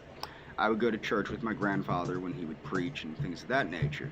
So it wasn't when he would preach. A lot of times we would go, he was also the conductor on a train it was a scenic train, a steam engine, and most of the time I would do that with him. Yeah. That was his other job. He did that. Yeah, you good point there, Starving Artist. He is trying to change the subject. He's going off about scouting, then it's about the Catholic Church, now it's about steam engines for some bizarre fucking reason. As a hobby, because he had, of course, a military pension being in the Army for 30-some years, and also a pension from a chemical place that he worked at for a bunch of years. But so most of the time when I spent time with him, it would be going to the train, which was, a fun thing, whatever. But occasionally I would go with him to church on Sunday. I was never a religious person. I'm never a big believer in this or that. But the beauty is the gospel of the red man preaches the concept of Wakantanka, the Great Spirit, which is the Lakota Sioux Gospel of the red understanding of Yudhavivha. Yeah, Wonkan. Just said. I gotta back this shit up because I gotta hear what he just said again with that Wonkan Tonkan or whatever. It almost sounds like North Tonawanda, like he's talking about where Andrew Ditch lives. Hey, you know what? Oh shit! I gotta check in on him, make sure that he's doing okay. Are you? Yeah, you're still waiting backstage. Goddamn, you're a true champion. You are a true trooper there, buddy. Okay, so go back to that. All right. So yeah. I'm going to back this up here because I wanted to hear what he was saying. I would go to church with my grandfather when he would preach and things of that nature. So it wasn't when he would preach. A lot of times we would go, he was also the conductor on a train it was a scenic train, a steam engine, and most of the time I would do that with him. That was his other job. He did that as a hobby because he had, of course, a military pension being in the Army for 30-some years, and also a pension from a chemical place that he worked at for a bunch of years. But so most of the time when I spent time with him, it would be going to the train, which was, a fun thing, whatever. But occasionally I would go with him to church on Sunday. I was never a religious person. I'm never a big believer in this or that. But the beauty is the gospel of the red man preaches the concept of Wakantanka, the Great Spirit, which is... All right, wait a minute. I got to back this up again here. Preaches the concept of Wakantanka, the Great...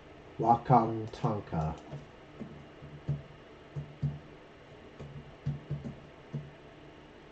Sounds like, yeah, he's trying to say Tonka Saw in there. Or it's like trying to sneak the word.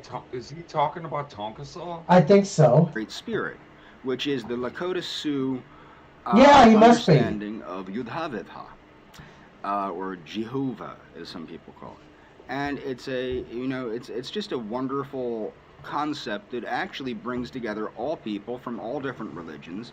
And you'll notice that in the Scouts. It brings together people that are Christian, Muslim, Hindu, Buddhist. And Buddhists don't necessarily believe in God. Okay. You know what else brings Christians and Muslims and Hindus all together? Prison, Jimmy. Prison brings them all together, too. You'll fit in real well in prison. Hey, maybe you could start up a scouting group in prison. Okay. So it brings together everybody of all these different faiths together under one umbrella to pursue one thing, and that is self-betterment by awakening the noble savage. And you learn things. You learn how to tie knots. You learn how to fell a tree and turn it into lumber. You learn how to shoot a rifle.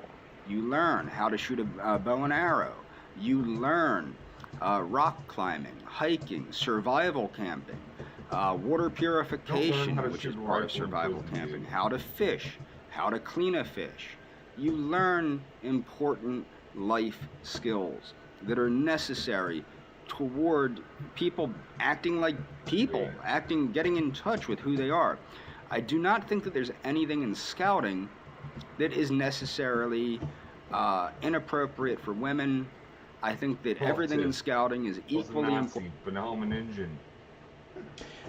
He's trying to combine Girl Scouts and Boy Scouts, so it's like I'm lost, man. Because he wants to be a scoutmaster so that he can be in charge of the Girl Scouts. That's why. Important for women to know as it is for men, As we know from tribal societies, women, There they're was shared there's labor. no way in hell I'd ever let my kid go out with this fucking guy. No. Common sense tells you, don't make this asshole your scoutmaster. So. Amongst I'm a retard, dude. I'm a retard, but there are people that are like, take my fucking kid, get him out in the woods, teach him how to fish. And like, I used to hang out with kids all the fucking time, man. Yeah, get them off the video games, kind of thing. Yeah, so. I'm not a fucking weirdo though. the sexes. I guess I am a weirdo, but I'm not that kind of weirdo. Yeah, but now it's not only not about getting them off the video games. It's now a fucking merit badge. Jesus. Oh, And man. I think that Fisherman's that knot, should. I got like fucking 40 kids. Mm-hmm. 40 fucking kids that merit badge. Yeah. I got a bunch of fucking kids merit badges. And we just dick around. Like, I'm out there with my dog lighting fires and fucking. I'd be sneaking beers. Whenever I'd go to piss. Yeah. Sneak a fucking beer, drink it and be like, hey, what are we doing now? Alright, we're going night fishing. Mm-hmm. We're going night fishing, guys. Let's fucking go. Mm-hmm. It was just fucking fun, man. Dude, it was always a fun fucking time whenever we'd go out with the scouts, man. I don't do it much anymore, Yeah. but I used to, man. I used to all the fucking time. Yeah. And I think if you ask the kids, like, who's your favorite fucking scout leader, they'd be like, Roots.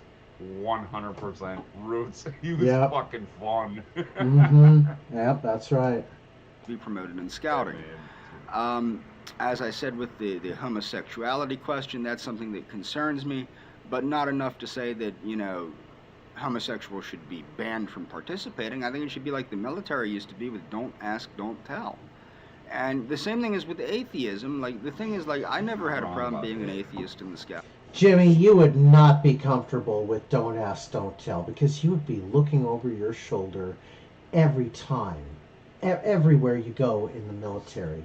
You'd be in the barracks, you'd be looking over your shoulder. You'd be in the shower, you'd be looking over your shoulder. You'd be in the mess hall, you'd be looking over your shoulder.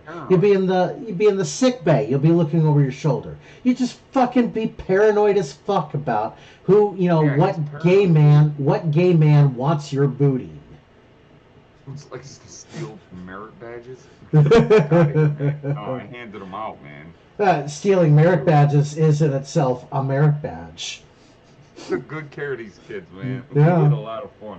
Yeah. We had a lot of fucking fun out in the woods, man. Yeah. But you have to remember, the Scout code is what? I will do my best to do my duty to God, and my country. Guy. No, it's be prepared, isn't it? It's always been be prepared. What the hell is he talking about? God. It's not about that. It's about be prepared. Okay? They're not saying the Christian God or the Muslim God or the Hindu God or this God or that God, but God comes before country. And the Scouts do a lot of things like collect food for the No, Jimmy, the individual comes before the country, and then the country comes before God. Okay, Jimmy? That's how the arrangement works. Jesus Christ. less fortunate, run canned food drives. I helped out with the local Catholic Church a lot with organizing their pantry. You have to do a lot of volunteer work with the Scouts. It's mandatory if you're a Scout to volunteer, and I would do a lot of volunteer work at the local Catholic social services. I'm not Catholic, but I'm a Scout, okay? So we would do a lot of that. And, unfortunately, like how ridiculous everything got, Catholic Social Services isn't even allowed to call itself Catholic Social Services. It's now like the Interfaith Hababaloo or something. No, it's still Catholic Social Services, man. Not Roots. This brings up an interesting little side topic here. Are you familiar with a channel called VaticanCatholic.com? VaticanCatholic.com? Yes, they are sedevacantists. I am not familiar with that. Okay, are you familiar with the term sedevacantism? Hold on, I'm looking it up right now, dude. It's Latin. It just means the chair is empty. okay. All right, yeah, go on. Okay, so they believe that the whole Vatican II offshoot that is in Rome today is an anti-church, and that it is a set of heretical anti-popes. And Brother Peter Dimmond, I'm not gonna, I what do you call him? He's definitely not a LolCow. But you know what? He's not like a hate mongering preacher either. So he's not like Fred Phelps, okay? He talks calmly and plainly, and he seems to know some really strange and spooky shit. And yeah, because there's some really, one, Brother Peter Dimmond and Vatican Catholic, look up St. Peter's Basilica, where there's like a... Okay, what about St. Peter's Basilica? Because I know St. Peter's Basilica. Okay, so yeah, it's the house where St. Peter lives. It's Peter's house, basically. So there was a passage in the Bible in like Revelations, like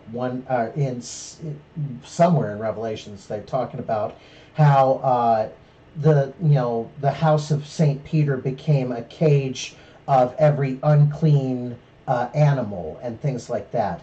And what it and there was like some kind of Lux festival of light, the Lux festival. Lux is Latin for light, after all. Yeah. But the Lux festival was having a video projection on the front of St. Peter's Basilica, and they're showing images of wildlife, of wolves out in like a winter kind of forest type area, lions and other types of animals, beasts that would be from the perspective of the pillars of St. Peter's Basilica look as though they're being kept in a cage.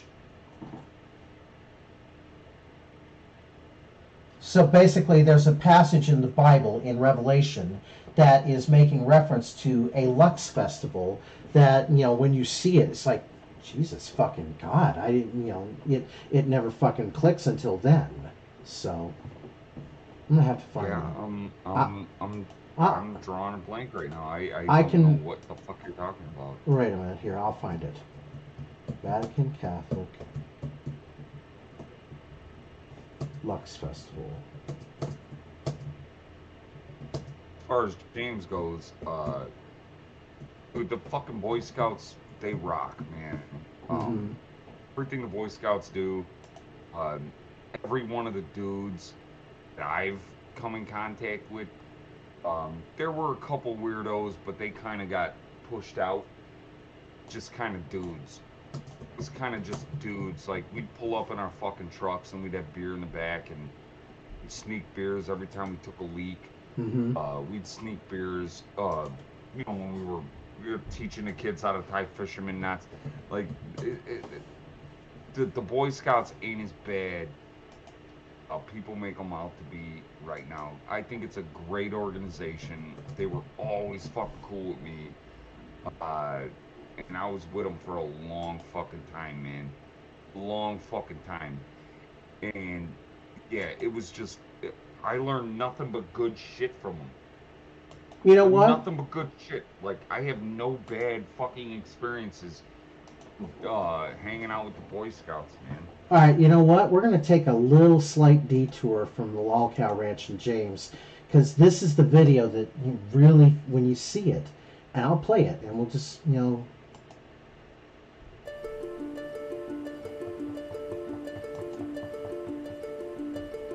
On December 8th, 2015, on the Feast of the Immaculate Conception, the Vatican held the unprecedented Fiat Lux light show.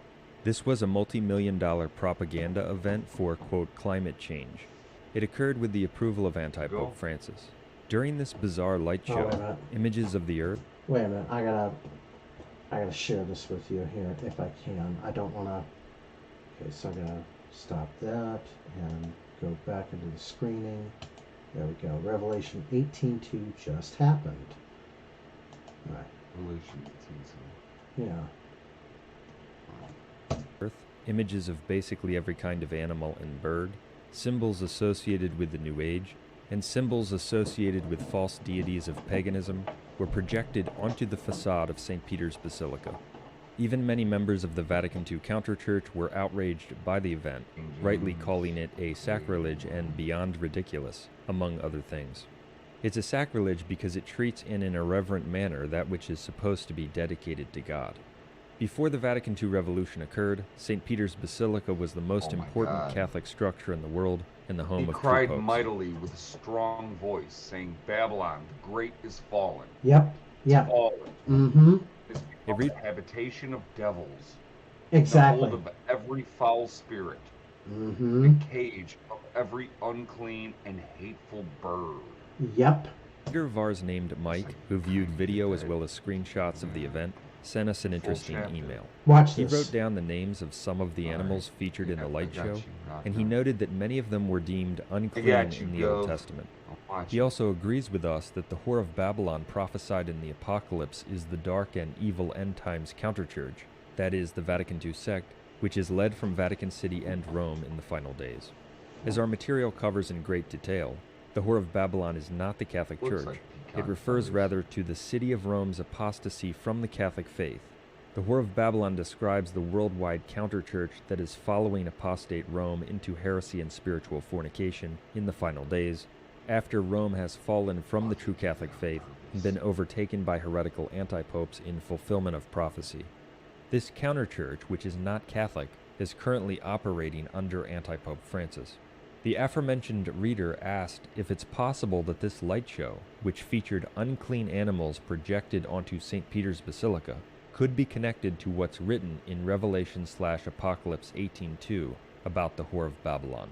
Revelation or Apocalypse 18:2 reads, quote, "And he, the angel, cried out with a strong voice, saying, 'Fallen, fallen is Babylon the Great, and she has become the habitation of demons.'" No sound, right? Gov? Yeah. What's up? Is the stream down? I don't know. No, I don't think. No, we're fine. Yeah. Yeah. Let me go back. Okay. Yeah. "And the hold of every unclean spirit, and the hold of every unclean bird, and the hold of every unclean and hated beast." End quote. So, to the question, do we believe that there is a connection between the Fiat Lux light show that just took place and what's written in Revelation 18:2 about the Whore of Babylon? Our answer is, there's no doubt about it. I know a We lot believe of that people in this Revelation fucking chat or what do you call them? Nihilists, people that are really against I'll tell you what. You know, anybody having any kind of beliefs and shit. I don't want to go I'm through one this of whole those video. people- I'm one of the. Yeah. I'm a believer, dude. I'm a believer. I read the Bible. But I'm not one of them weirdos that like tries to preach. I I'm know. not preaching the fucking Bible to nobody. Like, you do what you want to fucking do. Oh, it's not like I'm religious or anything either. It makes me feel better. Yeah, I'm just kind of happy that the whole thing's getting flushed down the drain anyway, because like yeah, bye bye, kind of thing. But Yeah, for real, man. It's like we're watching everything just fucking go down the goddamn drain, and it's kind of like, right? If I'm going with you, at least I'm fucking laughing. yeah, Fuck you. it's a weird kind of like little detour with VaticanCatholic.com on that. And it's, if James were to, latch onto that channel, holy shit, he would be like, well, this just proves my point kind of thing. So, yeah, I just kind of take it with a skeptical eye. But I was just like really, really fascinated by that Fiat Lux and Revelation 18:2 video. No, I dig it, dude. I dig what you just showed me. I'm probably gonna look more into this. Yeah. But yeah, man, same here, Nilski. Dude, I grew up in fucking Chicago, but I grew up in a very Catholic household. I'm first generation Irish, so both of my parents are from Ireland, and it was just Catholicism all day. Oh yeah. Every day, and we have to go to church every fucking Sunday and every Wednesday. Um, yeah, man. Like, I fucking, I get why people don't like it. I get why people fucking stray away from it. I get it. I fucking get it. But I still find comfort, in reading these stories and reading the Bible, and I sit down and every night before I go to sleep, I fucking say a little prayer, man. Yeah. I say prayers for you guys. I'll sit there and be like, hey, take care of Nilski, take care of Yeah. yada yada. I'll do that every fucking night. Hey, you know what? I honestly thank you, man, because it's like, here's my thinking about that. If we're made in God's image, okay, now think about it like this. We're made in God's image. We are God's little webcams, okay? We run around and we're made in the image of the Creator, so we are the eyes and ears and hands of God. When people pray, you're praying. You don't pray necessarily to an invisible man in the sky who can grant wishes, but you're praying that the goodness in other people's hearts is motivated to help other people who are in need. So that's the kind of thing, like when you see a bunch of people and they all volunteer their effort, and they're filling sandbags to protect against the flood, that kind of thing. That's the goodness in people's hearts coming out to help everybody. So that's my thinking about that. So And you know what? Everybody can have their own take on it. Praying, and just trying to think well for other people makes me feel better. So maybe it's a selfish thing. I don't fucking know. I don't know, man. Maybe it's a selfish thing, but I don't think it is, because I'm thinking about other people, and it helps. It helps me feel better. Helps me breathe cleaner, if that makes sense, man. Yeah. All right, I'm gonna get back to the video here. So. But I mean, that put me in touch with you want people. Me to hop off? No. It's okay. Stick around, because we need commentary. But yeah, it's all good. Came close with the mother. This is probably going to be an extended episode anyway. You know what? I got a feeling that for the next few days, I'm probably going to be the only game in town. Everybody else is going to be in Vegas. Hey, I might be able to hit the 1500 club. This week? Yeah, this week. Oh shit! I thought they were going in February. Either that or they're going again in February. I don't know, but pretty soon I might be the only game in town for a little while. Whatever, man. I'd like to hit the 1500 club. That'd be nice. So. Right on, man. Yeah. Whatever I can to help you. Every little bit will help. Yeah. So, but let's wait until they're all on their vacation before we try to get me into the 1500 club. All right? Because then you only got 182 subscribers. How the hell do I have more than you? I don't know.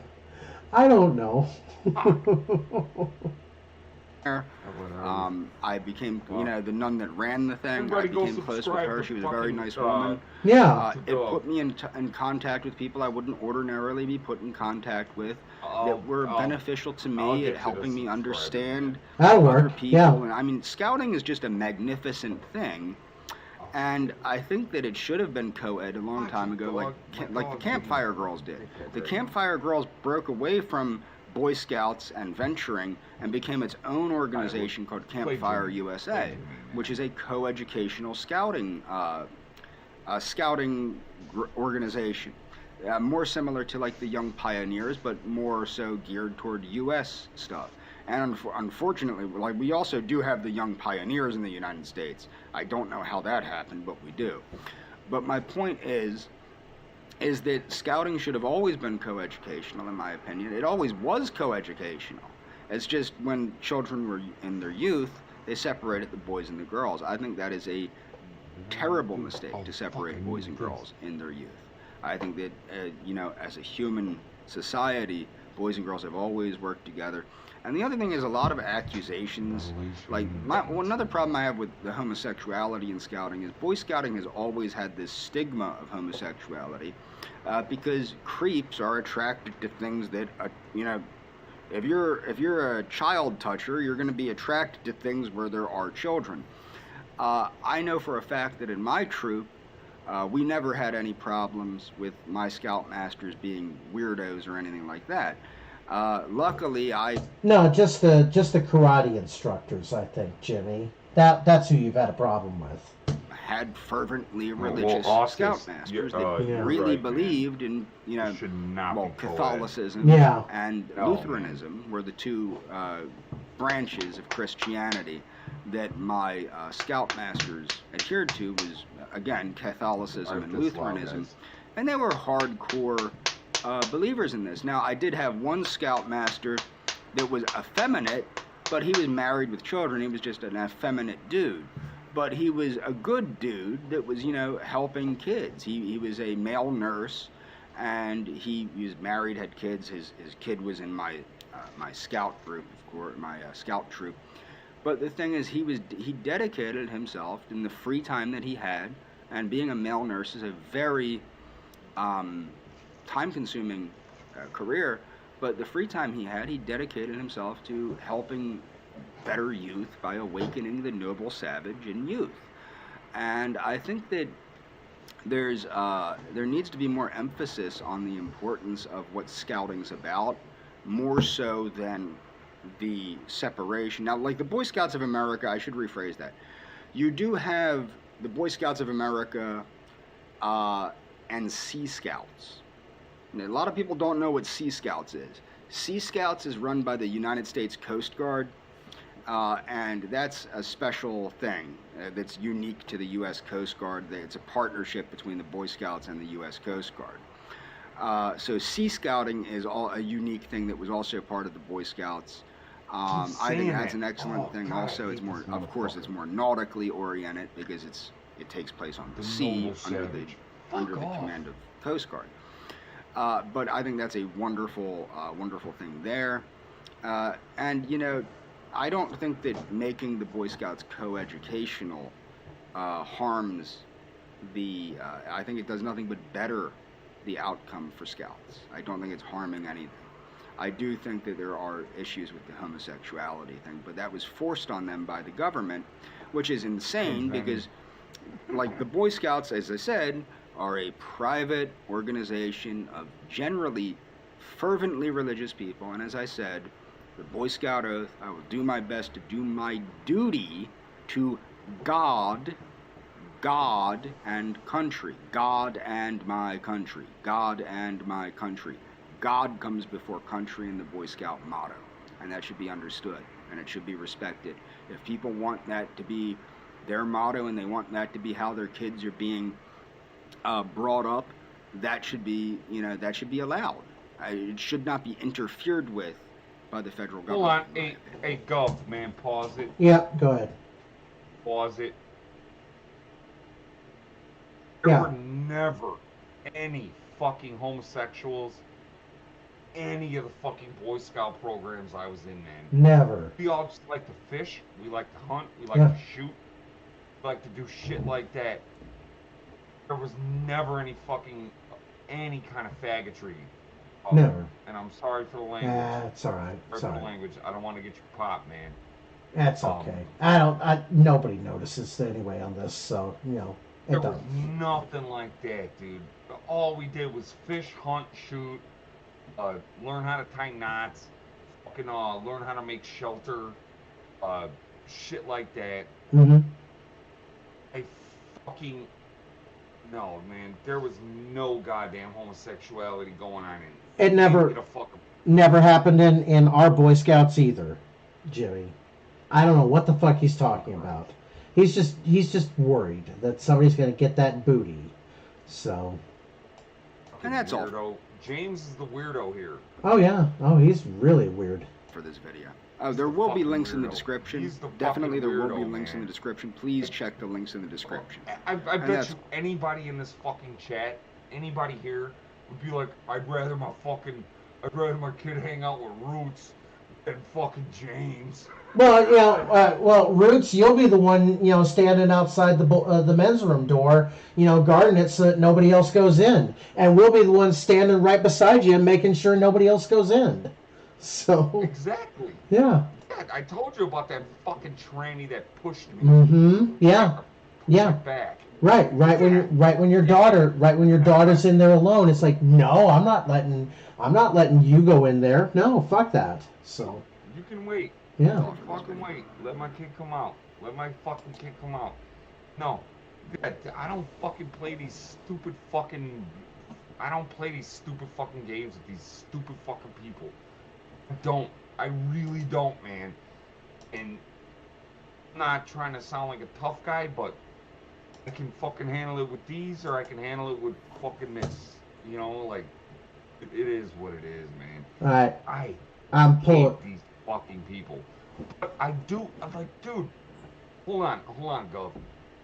I love, like, hanging out with kids and teaching them how to, sit there and tie fisherman's knots or tie flies or build a crystal radio. Build a crystal radio. I love that. Yeah. That's part of my life. Mm-hmm. It's part of my fucking life, man. That's one of my favorite parts of fucking living. It's doing shit like that. And these people are like, just, oh no. You going to Adrasdea, man? I have to pull an audible because we were, running long, and we also got Andrew Ditch, so I had to pull an audible on that. So dude, no. this time, Come on. you know what? It was the audible. Last time the audible was about hanging out and fucking going fishing with kids and going ice fishing and like, yeah, tie your skates up. Here, let me show you how to tie your skates. Come on, man.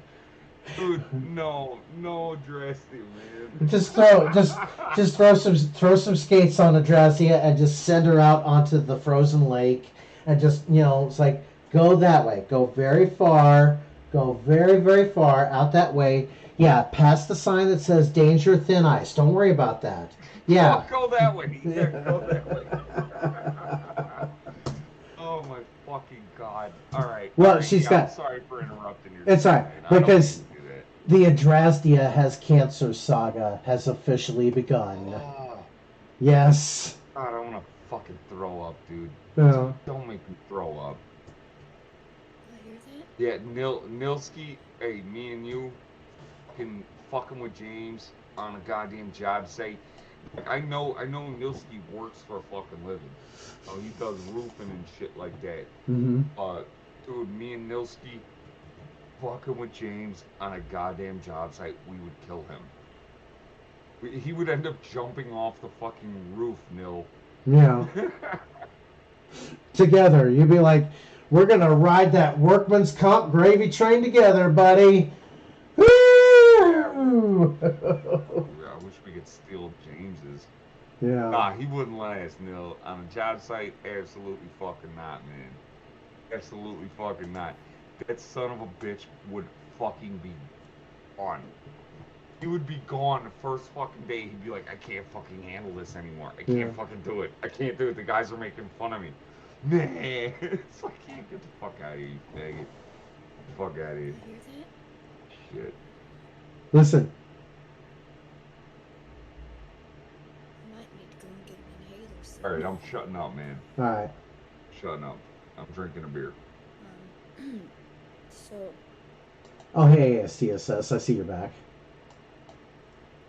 I was going and I was deep diving, Uh-huh. and I think I finally found what I'm looking for. Really? Oh. Yeah, actually, you know what's funny? There was a mention of a person named Roots in the video I was watching too. Okay, great. Was it that? Roots, did you joke around about sending flowers to Owen Benjamin's house once? Did not. No. Okay. No, if I did, I would tell y'all. Yeah. Odd. Somebody else named Roots. Somebody else named Roots sent fucking flowers to Owen Benjamin. Yeah. They were joking about doing it.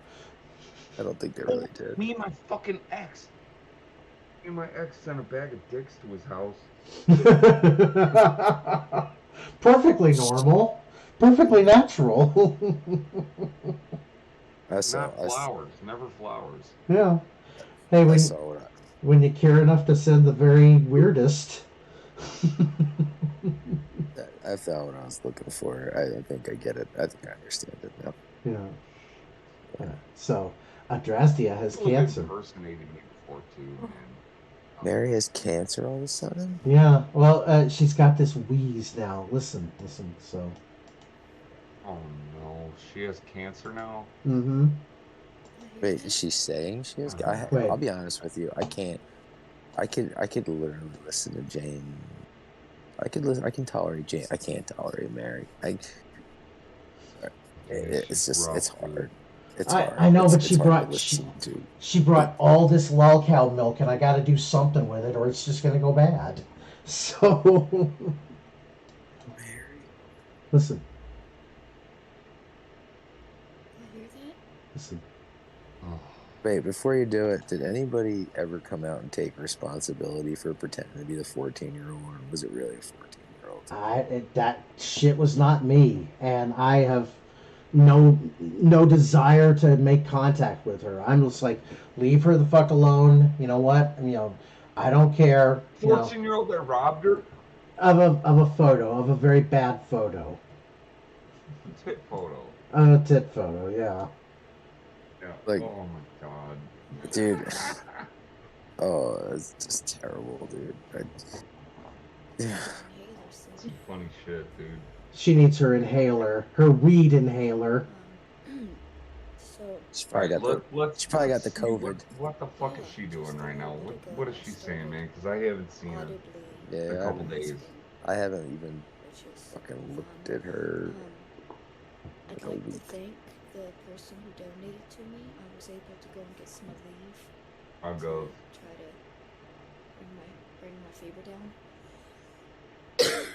Your fucking animations are great, dude. I'm going to Royce with the fucking. and just Such hope an that idiot. this will pass. EP fucking jogging. Fucking Royce Every lifting. day I have people saying, nobody is saying these Oh things. shit, I gotta mute You're it. making it up. You're imagining it. Dude. Nobody wants to hurt you. Nobody wants to kill you. Nobody wants you to hurt yourself or kill yourself. 17 hours ago, somebody was offering to buy me a gun and a bullet to kill myself with. Wasn't me. That was not me, Mary. I mean, they may come to this channel, but, I hold no responsibility for their actions. When you come at me and say nobody is doing these things, what you mean is you personally are not doing these things. There are over... That's right, Mary. I am not personally doing these things, and I put the warning in the comments for a reason, so that I try to tell other people, do not make contact with you, okay? Do not give you the fuel that fuels your fire, okay? That's exactly why it was not me. It's not, anyone who's affiliated with my group. 800 other people on my channel. And Boy, I wish I had 800 other people on my channel. You know what I'm saying, Roots? you do not speak for all Yeah, I hear of you, them. man. You speak for you alone. Many of these people truly want me dead. No, Mary, we don't want you dead. We want you to stop lying, and we want you to get a fucking job. And if that's not the way you feel... That's all we want her to do is Yeah. get a fucking job. Right, you know what? Go get a job. I think I just Go get a decoded. job. I think I just decoded. Whenever she's saying, you want me dead, is what she's really saying is, you want the part of me that wants to live a life that's carefree and doesn't have to do any work or have any responsibilities. You want that part of me to die so that you can make me conform into one of your worker drone slaves. Absolutely goddamn right, Mary. That's lovely. I But guess it that's is fucking the way accurate. many, Yeah. many, Yeah. many, many Yeah, fucking other dude, no. This broad needs to She needs... shut up all the way. And Mary, if you're listening... Shut up, bitch. Mary, if you're listening, stop using a purple-colored font for this. Better equipment is needed. PayPal me/Adrasdea. Make it light green, okay? You need fonts and you need colors that are going to stand out. Purple stands out, doesn't stand out at all. It's fucking hidden. It's the purple hidden by the black. I know you think it looks cool, but it looks cool, but you can't fucking read it, Mary. No wonder people haven't been given any to your shit. I'm trying to help you get some donations here. Change that from purple to light green, and you'll see results. I don't have a Streamlabs or a fucking buy me a coffee or whatever the fuck any of this shit is. And people are like, hey man, how the fuck do I throw you some dough? How do I throw you some dough? And I'm like, I don't want your fucking dough, man. I don't want your fucking dough. Like, keep your fucking dough. Spend it on something for your fucking kids. Something like that. I want my customer service job to stop giving me fucking undertime, because I got fucking rent to pay, motherfucker. I got rent to pay too. It's like, I can't. Actually, no, I don't. But I can't handle it when I'm trying to do work to try to make money, and you get the message like mandatory undertime. It has become necessary for you to clock out. If you are not on a call, please go ahead and clock out now. It's like, motherfucker, I'm trying to fucking earn a living, and now you're making me go on my stream early, and I got to go with the videos that I got prepared. Where do you work? Fucking Whole Foods or some shit? No. Where do you go? Customer service. It's a work at home setup I got, and I just take calls through the work at home that they got through the computer. And see, I fucking work construction, so I get paid cash every fucking day. And these assholes like fucking Hobo and like Milski, all these fucking guys are like, yo man, how the fuck do we donate to the fucking channel? I'm like, I don't need it. Yeah. Like, I don't fucking need it, man. We're just here to down. I'm here to dick around too, and I'll just be like as proud and as humble as I can, and that's why it's the donation goal is still set to $1.09 right now, because for the moment, I'm still gonna go in as early as possible. I'm gonna get every dime I can out of those bastards at my work at home job. I'm gonna do whatever it takes to pay my rent. I'm not gonna be like PayPal me/Adrasdea, kind of bullshit. But I wish I could work from home. Well, I mean, I'm working at home right now, but Mary, fix the color of that font that you got at the bottom left of your screen here for the better equipment is needed. Change it to a light green, okay? Change it to light green, and that way it stands out against the black background. You want people to read this, don't you? So that you want people to donate to you, don't you? Jesus. Dude, I'm getting hammered tonight. Yeah. Dude, I don't care anymore. Yeah.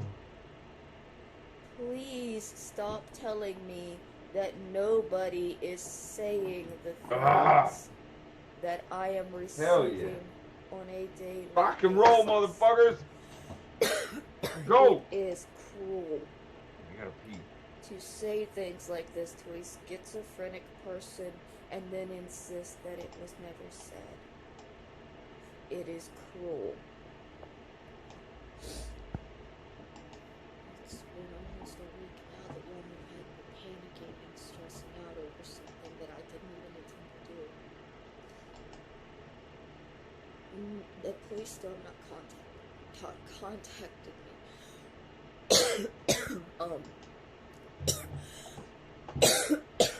Jesus, Mary, you sound rough. You know what? If you're coughing this much, go to the free health clinic, please, Mary. All right? We do not want you to die. Despite what you might think about us, we do not want you to die. Go to the free health clinic. In fact, Jesus Christ, Mary, I'm going to have to do this myself. All right, free health clinic. Mary got the vid. Sounds like. It does. It really sounds like it.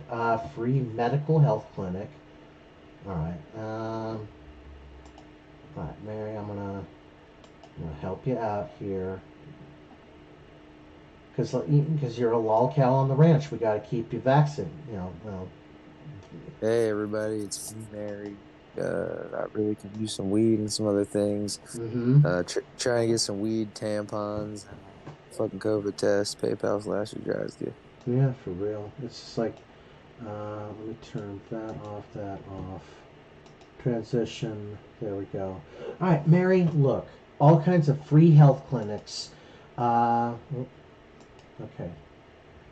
Los Angeles Christian Health Centers. You're probably not going to want to go there, but Central Health Center, 241 North Figueroa. They'll be open at 8 a.m. your time tomorrow.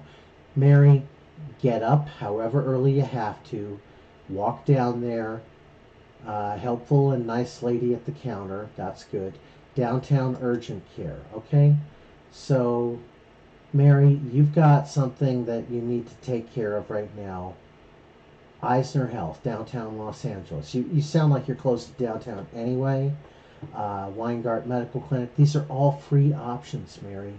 Why would we be wanting you dead if we're giving you all these free options for free clinics, Mary? Why? Universal Community Health Center, Hollywood Health Clinic, Reliant Urgent Care, downtown, Northeast Community Clinic, For Your Mouth Agency. I guess that's a dental clinic. Downtown Mental Health Center. There you go. Los Angeles Christian Health Centers. Mary, there are all of these options for you that you could take advantage of, and they're free. They're free, Mary. You sound... No, they're not fucking free. They come off our fucking taxpayer dollars. Well... No, they're not free. Wish I had that kind of shit, man. Yeah. But Mary has all of these fucking options. No. Yo, my old man pays fucking... fuck, I can't even remember how much goddamn money. But he had to go in because of his COVID test. He had to go get tested for COVID and then have to get all this fucking bullshit. And the vaccine was free, but the test wasn't. Yeah, it was the same thing for me. I still owe like my test was like $100. I still haven't paid it yet, and that was like back in like what was it, March or something like that. You have to pay like 400 fucking bucks for that shit. Yeah. It's like, holy fuck. And then we talk to the cats that, come in, we got a lot of cats working here right now. And we're talking to them, they're like, yeah, man, we just went there and we did it for free. Like, they tested us for free, they did all this, they did all that, and yada, yada, yada. And it's like, what the fuck? Why the hell am I why am I paying into this shit? Yeah, so... I don't get it, man. I don't fucking get it. I don't get where our fucking mentality is. I don't get what the fuck people are thinking. I really don't, man. I really don't fucking get it anymore. Yeah, the world's going to hell in a handbasket, so... Because I have not seen... And let's fucking enjoy the ride, man. Let's fucking go together. Fuck it. Who the fuck is? Oh, Christ. Paying for this shit. I have a question. Oh, I got some cold ass beer right now. Because I have not seen proof yet. Fuck y'all. That this person was a child. See, what happened? 2020. I was homeless. I received a message asking for photographs of my body for money. I sent them one picture of my breasts. There was no money received, so I never sent another one. Now, people are claiming that person has stepped forward and is insisting that they were a child when I sold them the photograph, and that they have been damaged by it. I abused them by selling them this photograph. Um, Nacho. I have not seen any proof that this person was a child. I've also not seen any proof that they were an adult, but specifically, it's your word against mine that this Nodex person was a child at the time. So I'm curious if you guys could show me any kind of proof, because at this point it is your word against mine, and even if it goes to court, it'll be your word against mine. It's you guys saying he was a child and me saying he wasn't, and nothing from the person in question at all to verify yes or no.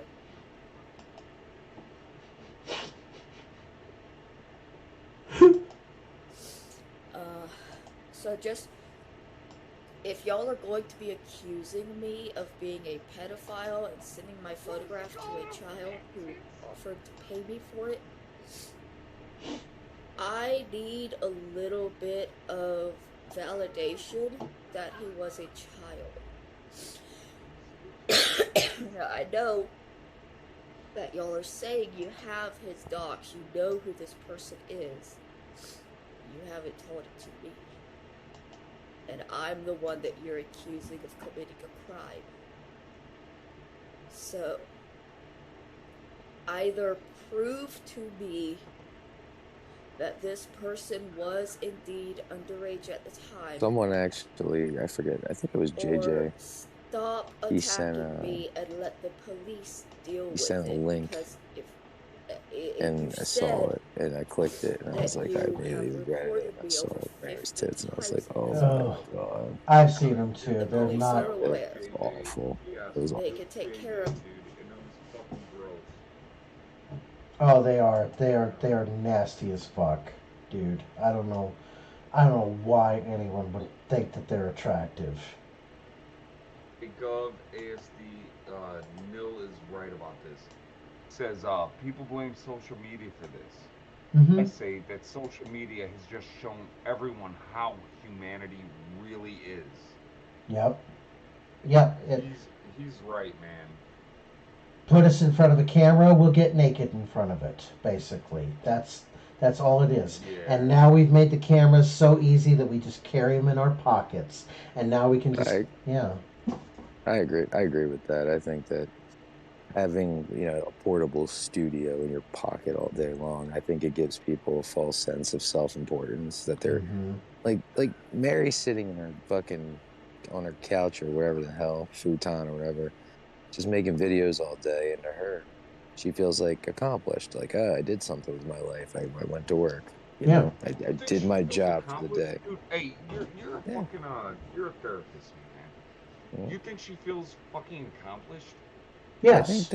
I think that she does, and I certainly think James thinks he's accomplished. I think in James's mind, if he's making videos about health and wellness and reposting shit that he's not even reading, he feels like he's still working, because I think I really do believe that at some point he worked as a certified peer specialist, because the bar is not high to be one, PA. Mm-hmm. And I think he did that for a while. I think he probably did get shit canned from his job for probably racist stuff and being inappropriate. And I think he probably had his hand in some jobs because he's functional enough to probably get a job, just not functional enough to keep a job. And I think he's kind of just relegated to himself to his job is now educating health and wellness, politics, and fucking whatever the hell else. He thinks that this is actually, he's contributing to the world.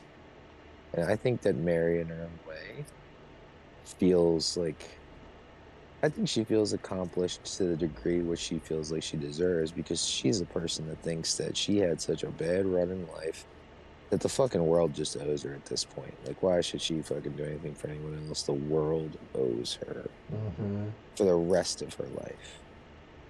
The world owes her because she got handed a raw deal, and none of it's her fault. Any money, right? She's not like. She's not even. Her rent is $20. From what I understand, from what People that know the situation, that she's supposed to pay like like under $30 a month for this apartment, and she's not paying. They don't need you antagonizing What do you say to that? What do you fucking say to that? How do you fucking respond to that? The $30 a fucking month. Like, Well, they've been looking at. I mean, they've been looking at like significant Social Security, disability, and SSI reform, and they're getting to a point where they realize there's so many people that are on it that it can't continue the growth that it is. So there's going to come a time where people that are employable, they're going to do, like, Social Security is already doing their own independent evaluations on people. Like, they've invested a lot of money in independent evaluations and not just taking your physician's word for it. Mm-hmm. And they started getting real heavy on that with Trump's administration, and they surprisingly carried it on, you know, quietly, but they still do it. Like, they actually, sort of one thing you're not going to hear the Democrats in charge complain about. Like, there's at least, I mean, I'm sure it's like probably 5 to 6 times the amount, but there's at least 10 million people on Social Security that there's no reason that they're not working, other than the fact that they don't have to, because Social Security is providing them, and medical assistance is providing them with support, and they're getting SNAP benefits and shit. So there's gonna come a time. There's gonna come a time where people are not going to have the safety net anymore. Like, it's gonna be the olden days. Like, history repeats itself. It's like, shut the fuck up, get your ass to work. Like, those days are coming back. Mm-hmm. And we'll see them. We'll see those days in our lifetime. We really will. All right, I'm gonna get back to the video here. I hope so, man. All right. No, man, I fucking mean that. I really fucking hope so, because I can't stand these kind of fucking people that love the goddamn system. Fucking take our goddamn money. They fucking just, I cannot fucking stand it, man. I can't stand it, because I'm sick of busting my ass when I feel like shit, when I'm fucking sick, when I'm fucking, like, I gotta go to fucking work anyways. Like, motherfucker, I don't get a goddamn day off. I don't get some kind of handout from the government. I don't get any of that. Like, who the fuck do you think you are that you deserve that kind of shit? Who the fuck do you think you are, man? No fucking way, dude. I'm fucking sick of it. I'm fucking sick of this shit. Everybody living off of their tugboats, and just doing nothing for the general good of society. That's what fucking irritates me. People like Christian out there, people like Adrasdea, people like, I don't know. Is Ashley Hatcher on any kind of government assistance? Probably. Ashley Hatcher's one that I don't mind. She needs help. She needs help. She really needs help on that. So. She needs help, man. All right, needs help. I'm not gonna talk shit about her, because she actually needs help. Yeah. I feel very bad for that woman. You could tell that some kind of. All these other people, like, they're living off fucking government assistance, and they're getting all this fucking free fucking money, and free fucking medicine, and it's free fucking doctor time, and all this free fucking bullshit. And it's like, motherfucker, do you know how much I gotta pay to go to fucking see the doctor? I gotta pay at least $450, $500 fucking bucks. I think the problem.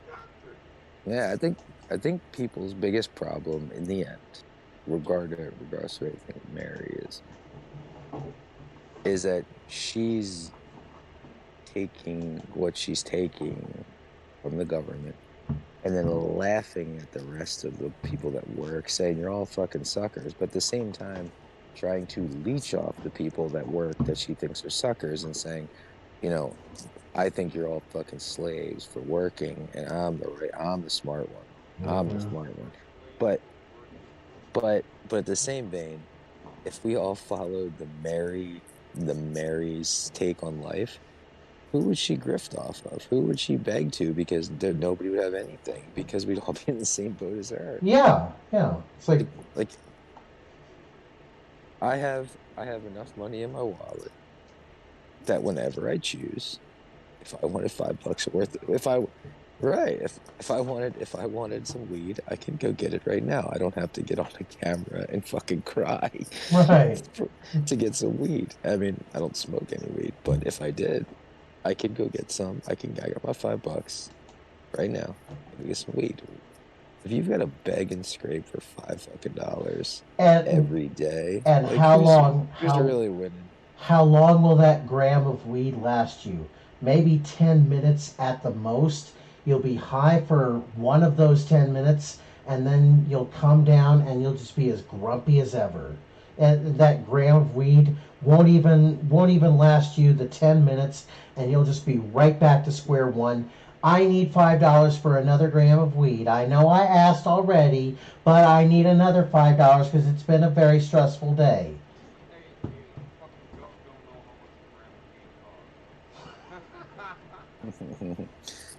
What we need to do is we need to fund a trip.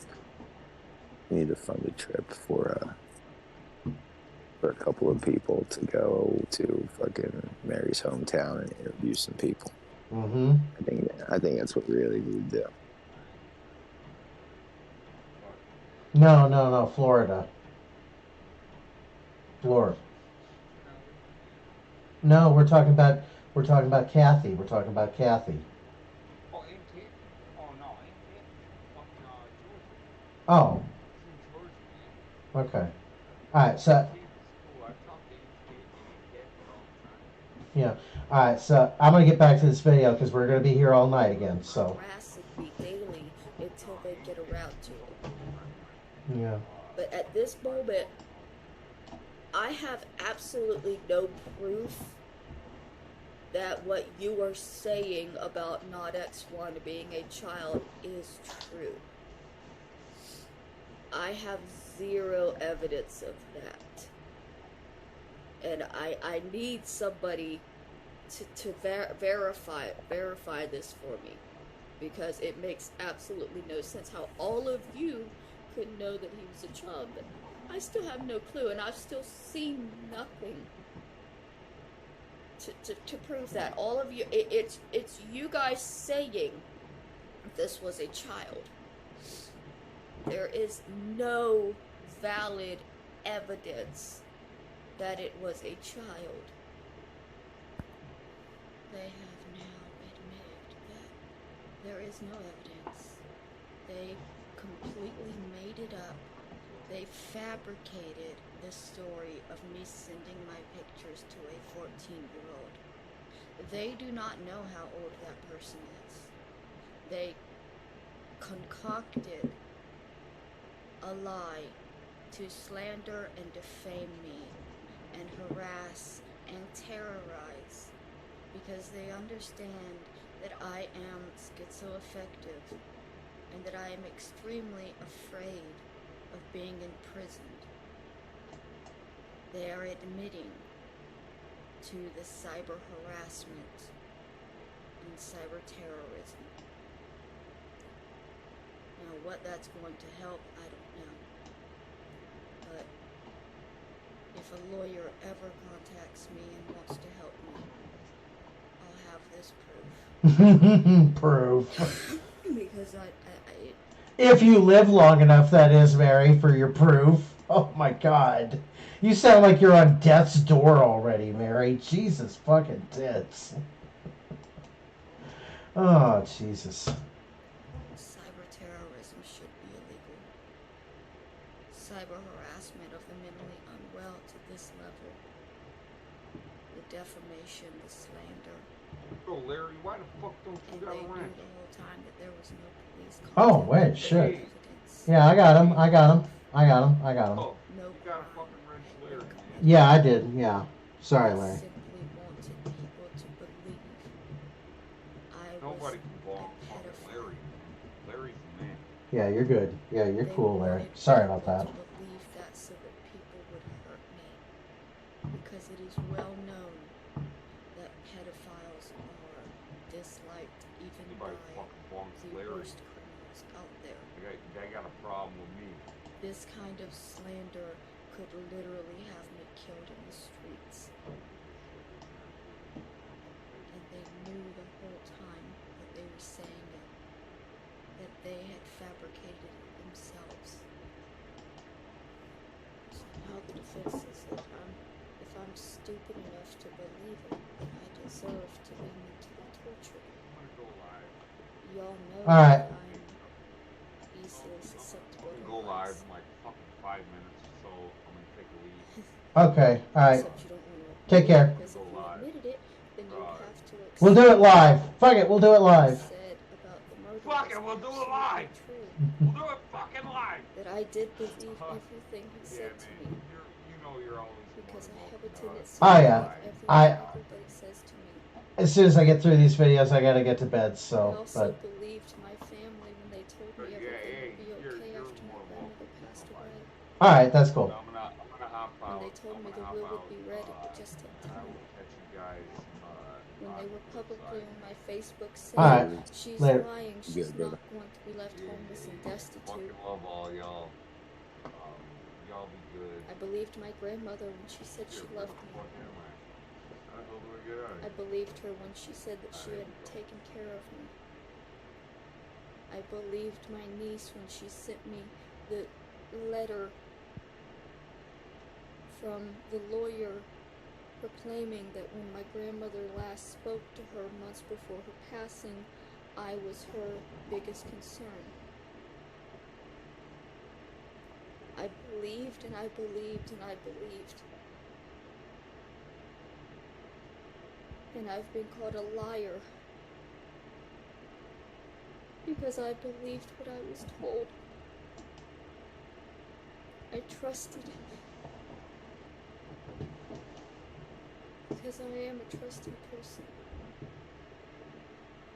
I believed because I don't lie and I don't expect others to. Y'all understand that, or you wouldn't be using it to hurt me now. It's fucked up that that's what you find entertainment in. I also believed that that property was mine when my aunt told me it was. I believed her. Kathy and her sister stood in that apartment after they had the power cut off. They gave me the check for the life insurance, and they told me that out of the goodness of their hearts, they were going to give me the property at 6690 Cedar Point. Way to dox yourself there, Mary. I believed them. They told me, I say they, Catherine had nothing to do with this. Kathy did all the talking. She said that the property was mine. I asked where the deed was, and her exact words were, "Figure it out." I was never able to figure it out. I had a friend that was able to figure out it was in a trust. I still never figured out how to unlock the trust. All of this stuff they have to say about settling the deed or whatever. If they had just released the deed to me, I had somebody willing to buy the property. And if they say, well, but the taxes, you didn't have the money to pay the taxes, that's true, but the people who wanted to buy the property did, and they were willing to pay the taxes. They were willing to pay the taxes, the lawyer, and then give me $50,000 in cash for the property. If you had $50,000 in cash for the property You would be dead of an overdose by now, Mary. Yeah, that's my thinking. If you had even $5,000 in cash, you would be dead of an overdose. Okay? They sent letters, they called, nobody responded. Now they say that they didn't respond because I was only selling it for $50,000 and they weren't going to let me undersell it. But they No, probably more like your family didn't want you selling the property out from under them for drug money. never told me Wait, that Vance. Yeah, go ahead. Vance, do me a favor. Not like anyone wants to hear it again, but can you rewind a little bit? I want to Sure. hear the address. I want to hear the address. Sure. She said that the property was mine. Wait a minute. I asked where the deed was. The check department believed her and told me it was. I believed her. Kathy and her sister stood in that apartment after they had the power cut off. Mm-hmm. They gave me the check for the life insurance and they told me that out of the goodness of their hearts, they were going to give me the property at 6690 Cedar Point. 6690 Cedar Point. Okay. Interesting. Does that jibe with what Kathy's been saying, or, is it kind of going far against the grain on this?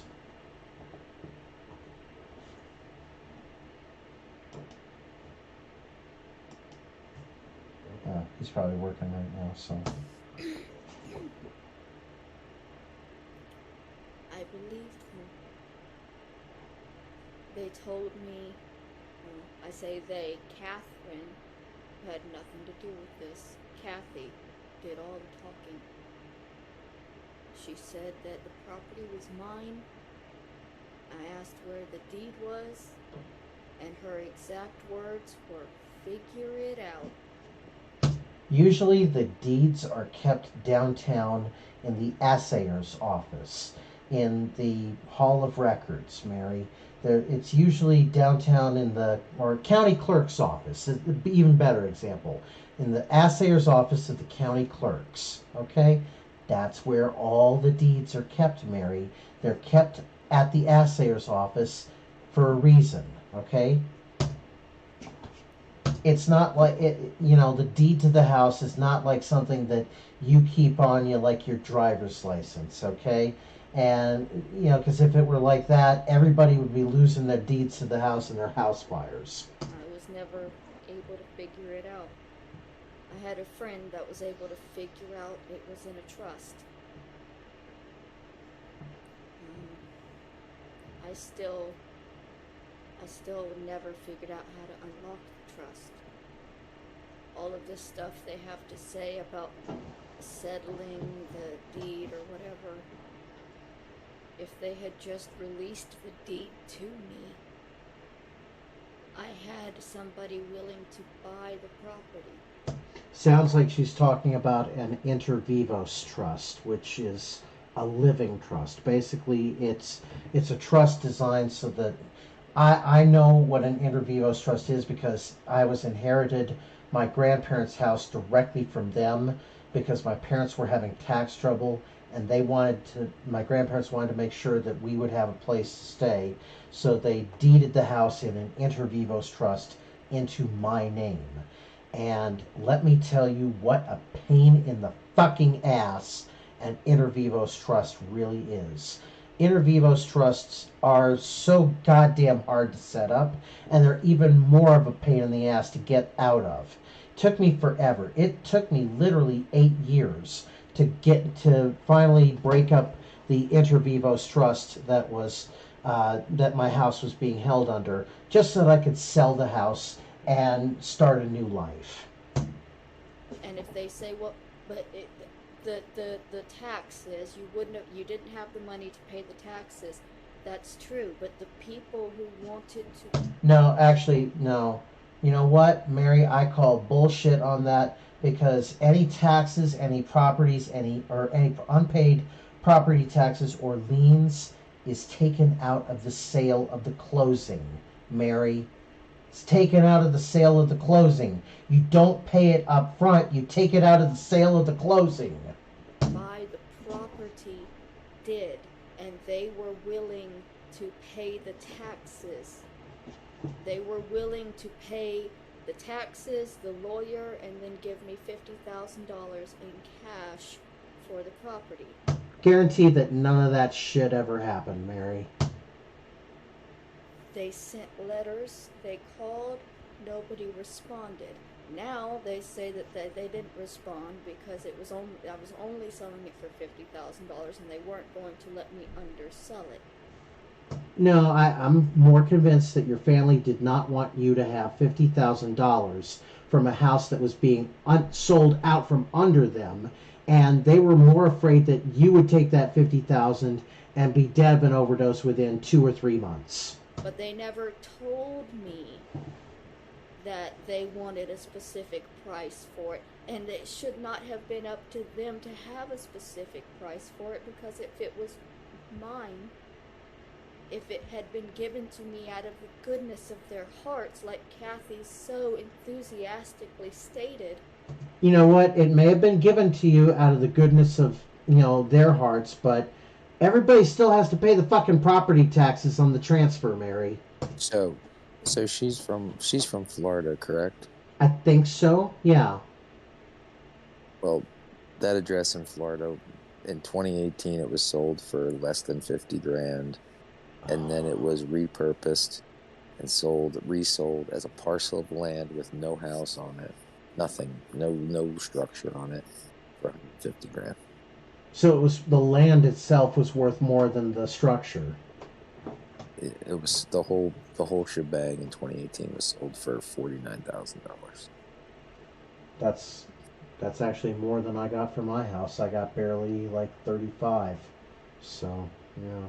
Why would it matter to them if I sold it for $5, as long as all of the taxes and debts were paid off? Well, yeah, you could sell it for $5, but you still have to pay the property transfer fees and all of that stuff and the escrows. So yeah, all those fees plus $5 would have been the cost of the house. It wouldn't. The truth of it was that they never intended for me to have that land.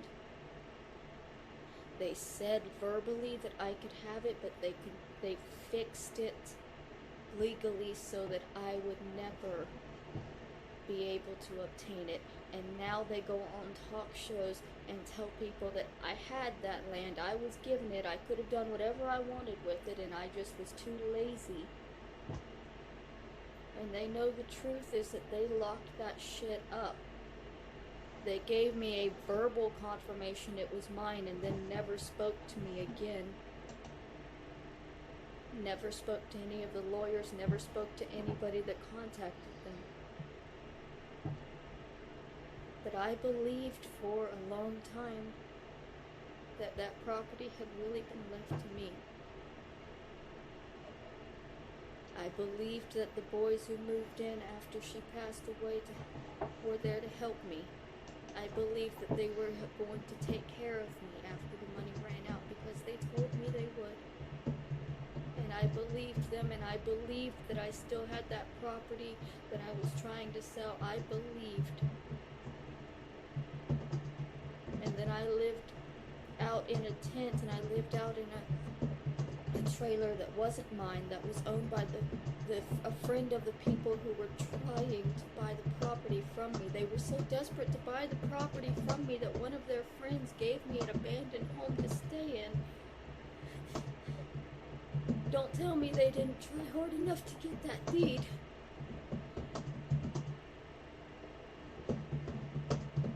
They believed me when I told them that it was my property and there had to have been a way to get it, because I believed my family when they told me that. How much further proof do y'all need that I'm stupid? How much further proof are you willing to offer us, Mary? And that it's wrong to take advantage of the stupid. No, it's not wrong to take advantage of the stupid when the stupid is more than willing to offer all this great material to be presented on LolCow ranches, Mary.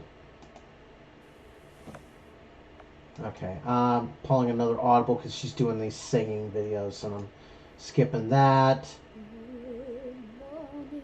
Oh, God. Shut up and drive. Oh, God. People are upset that I was singing last night. Okay, and the title of this video really fucking pisses me off, because this one is called I Like to Singa.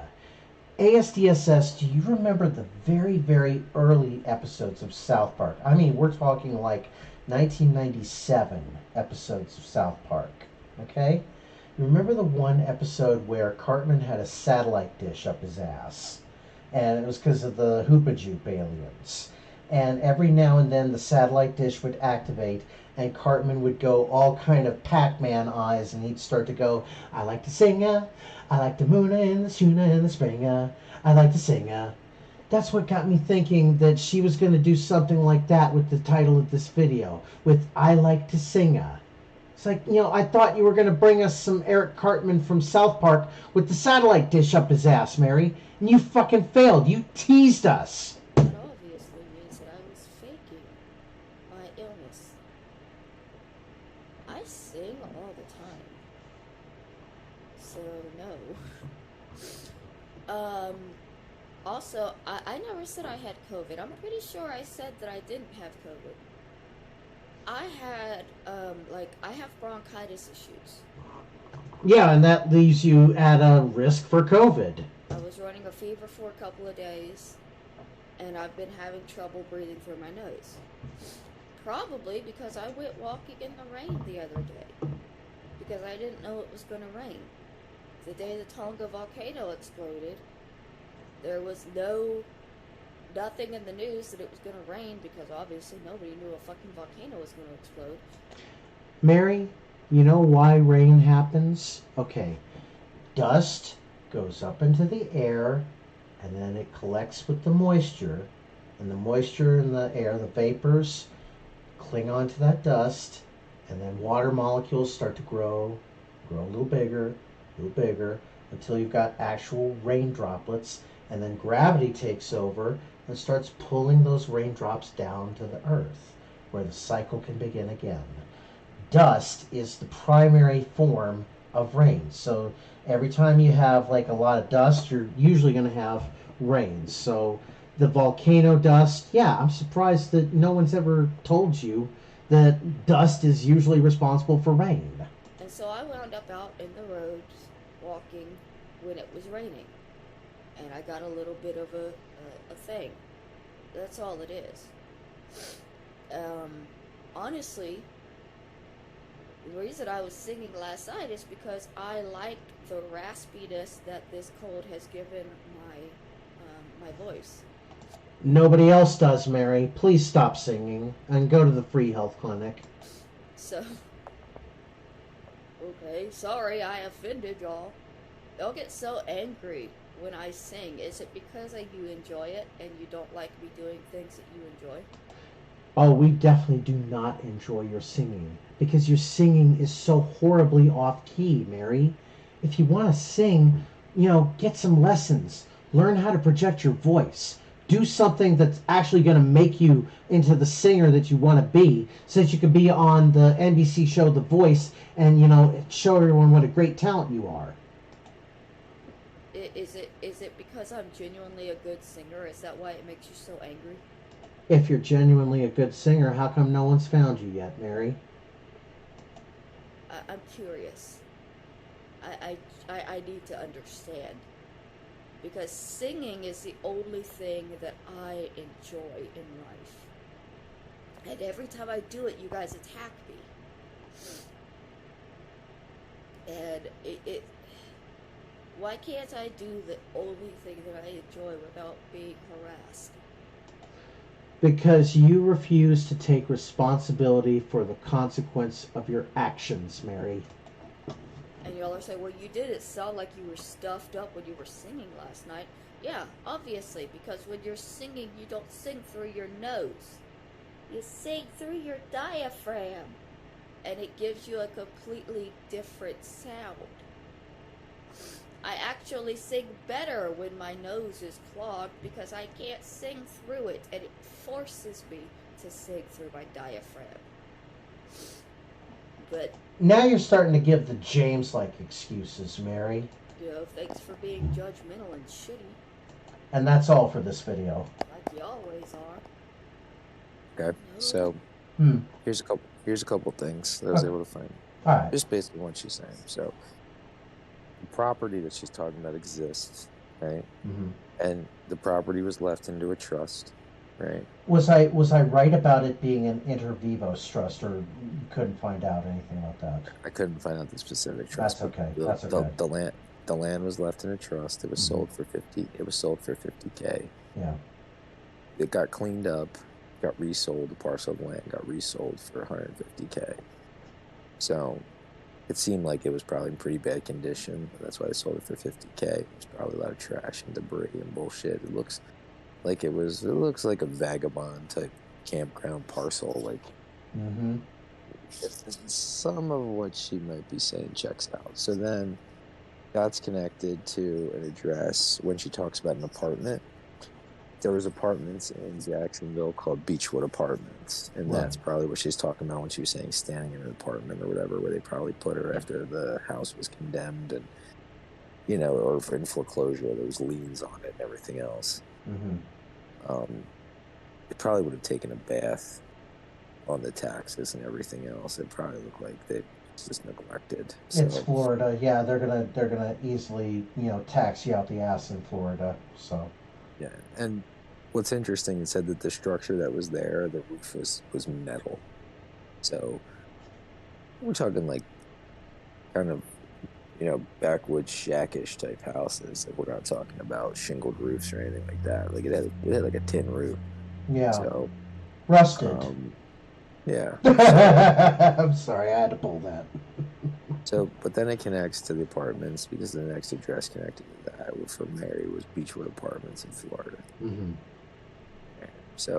So far, some of what that last video before the singing thing bullshit, that all checks out. Yeah. Okay, so this next yeah, go ahead. She's wrong about the money though. She's wrong about the money. I don't think she would have been able to make it. She probably couldn't afford the taxes like Aunt Kathy said that she probably would have. Yeah. Ended up in foreclosure. It was the same thing with me because I was like busting my ass at the inconvenience store from 10 p.m. to 6 a.m. all the fucking time. And I was just barely surviving. And I was having to go on payment programs to pay the property tax that I was falling due on. And I would be like perpetually on a payment program. And it got to where the clerk's office was like, this is really annoying what you're putting us through. I'm like, yeah, I'm sorry about that. And finally, when it was just all done, I was just so relieved to be out of that house, to be free of it, to be free of having to pay property taxes and all that. So, I can kind of dig where Mary's coming from to a degree on this. So, she got a Gasuba look to her. Look at that. I'm going to capture that screenshot. All right. Nobody cares if you're singing. Then why did you guys fabricate a story about me being a pedophile and spread it around for nearly a week in an attempt to have me put in prison? Oh, nobody fabricated the story about you and your ex-husband, Tara, and about how you drove him to places to groom 16-year-old girls, Mary. You were the one who told us about that, Mary. It wasn't us. You told us about that. Or killed in the streets. And then when I called you out on it, the excuse given was we wanted you to stop singing. It stopped you from singing, didn't it? Y'all legitimately fabricated a story about me being a pedophile, which you spread wildly for a week, specifically because you wanted me to stop singing. You don't get to now say that my singing doesn't bother you.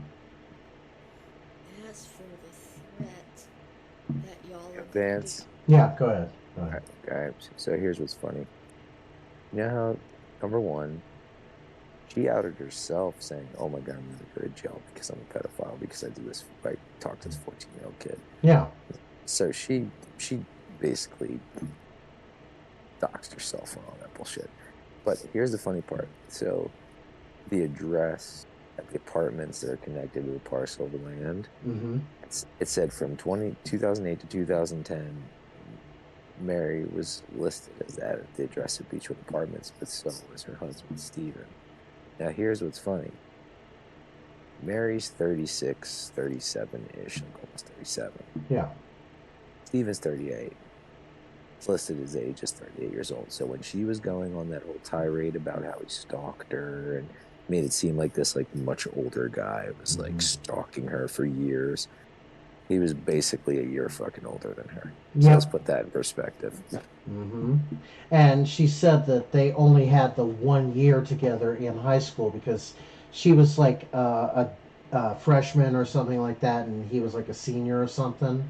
So, you know, contacted anyway. my ex-husband now that I've given you his, That would be their incorrect. Oh, so they were If she just... was, Yeah, go ahead. if she was a freshman, at best, he was a junior. Easily. At best. Or a sophomore when she was a freshman. Mm-hmm. Unless she was held you back already because... contacted them. It could be, yeah. Got their If she was lives. held back in grades, but age-wise, no. I can see her being held back at least 1 year. She seems like, you know, that she either had some difficulties in some subjects and then she couldn't pass that year, so they probably had to keep her back a year, I'm thinking. Yeah, we could ask Kathy. I'm thinking that, you know, there's probably like a 65% chance that she was held back a year on that. Anyway. Remember last year when all of this began? It was on multiple of your shows that I lied about my ex being trans, and y'all knew that because you contacted my ex. Contacted him, still living as a man, married to a woman, contacted the ex-wife, blah blah blah. You knew for a fact that I lied because you were in contact with the man who was living as a man. Larry in MD has excellent comment in the chat. Aunt Kathy said he was 1 year older. Just 1 year. Okay, so yeah, if she's a freshman, he can only be a junior at that point. And or sophomore. Freshman, sophomore, junior, senior. So yeah, so there's only a 1 year difference between Mary and Stephen. And now I give you the female alias that they're still existing under, because I've known it all along. Yeah, you've not only given us their dead name, you've given us their new name, you've given us information which would violate HIPAA, Mary. And you say, oh good, now we can really contact them, now we can actually contact them. So, does that mean that you never contacted them before, and you're admitting that everything said on those shows about him before was a lie by you to create hatred towards me and make people believe that my life was fabricated when it was not? You either already contacted my ex-husband last year and proved that there was no transgenderness, or you lied about that for an entire year to demonize me for telling the truth about him. Which is it? Honestly, I don't give a shit if you're in contact with Tara. Have fun. Well, now, a moment ago in this very video, you just said that he was still living under his male name. Now you're saying that he's living under his female name. Which is it, Mary? Is it Stephen or is it Tara? Y'all want to say, well, Or is it Sarah? well, they're angry. They're pissed at you. When have they ever not been? As many times as that man put his fist through my face, I'm used to seeing him pissed. At least this time he's pissed in an area where he can't contact me. I mean, he could. He's the one that blocked me. When I messaged him last year, confronting him about why he lied to you guys. Because y'all were on those shows saying that you contacted him and verified that he was never a woman. You weren't upset the fact that he lied. In fact, he never lied at all. You were more upset the fact that Tara was talking to us. Never tried living as a woman. Never, ever, not even once. And so when I contacted his female profile, asking if they paid him a lot of money to lie about his identity, I was immediately blocked.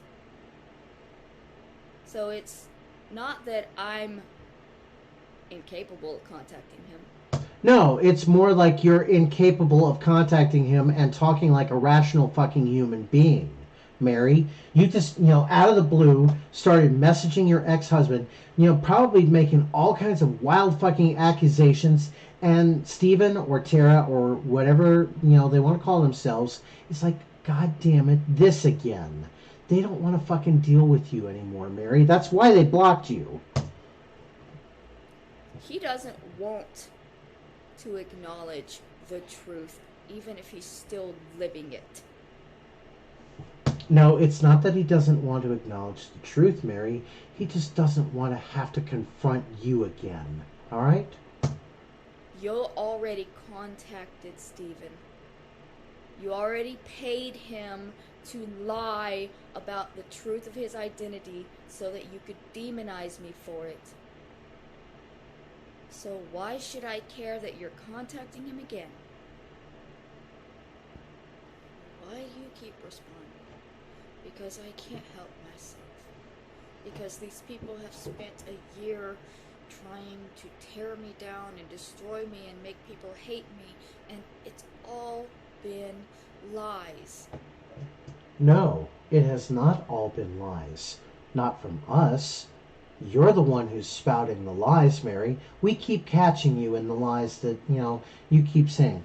Remember a few videos ago, Mary, when you were trying to convince us that Roberta Laws was pregnant, and we knew for a fact from the medical records of the autopsy that she was not pregnant?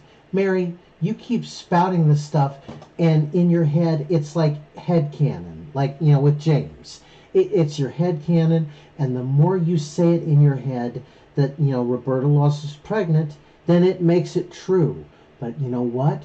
If Roberta Laws was pregnant, then you convincing Kenneth McBride to kill Roberta Laws, you also convinced Kenneth McBride to murder an unborn child. Maybe your conscience can't handle that. And I feel the need to consistently defend myself against their lies because I'm afraid of people believing them. If people believed I was the person that they have made me to be, I wouldn't be safe anywhere. I'm not safe in my own head, thinking that people believe me to be the person that these people have created over the past year. And so much of what they are saying is lies. No. They go to my family and they pay them to lie. Well, they didn't have to. No one's gone to your family and paid them, okay? They've been more than willing to give us this information, okay? No one's had to pay Aunt Kathy for anything. Pay Kathy. Kathy will lie about anything. But I'm sure they paid my ex-husband because... You know what irks you the most about Kathy is that she has the courage to stand up against you. That's why. You're so mad at Aunt Kathy because she's the one who challenges you at every turn and explains to you where you're wrong, and your brain can't handle it. He always needs money. But for a year, they have made movies about me. They have done interviews.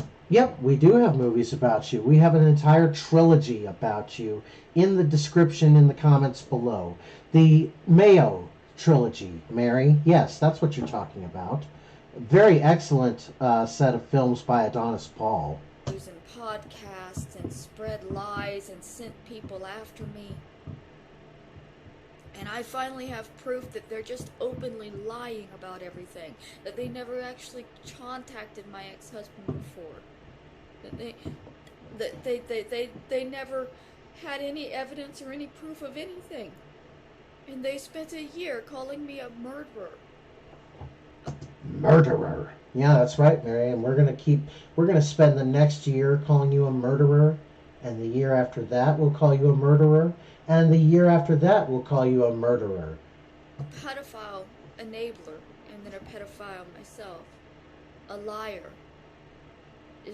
They spent a year demonizing me, and I feel compelled to defend myself. That's why. You don't want to defend yourself. You want to defend your way of life. You want to defend the grifting. You want to defend the fact that you don't want to work.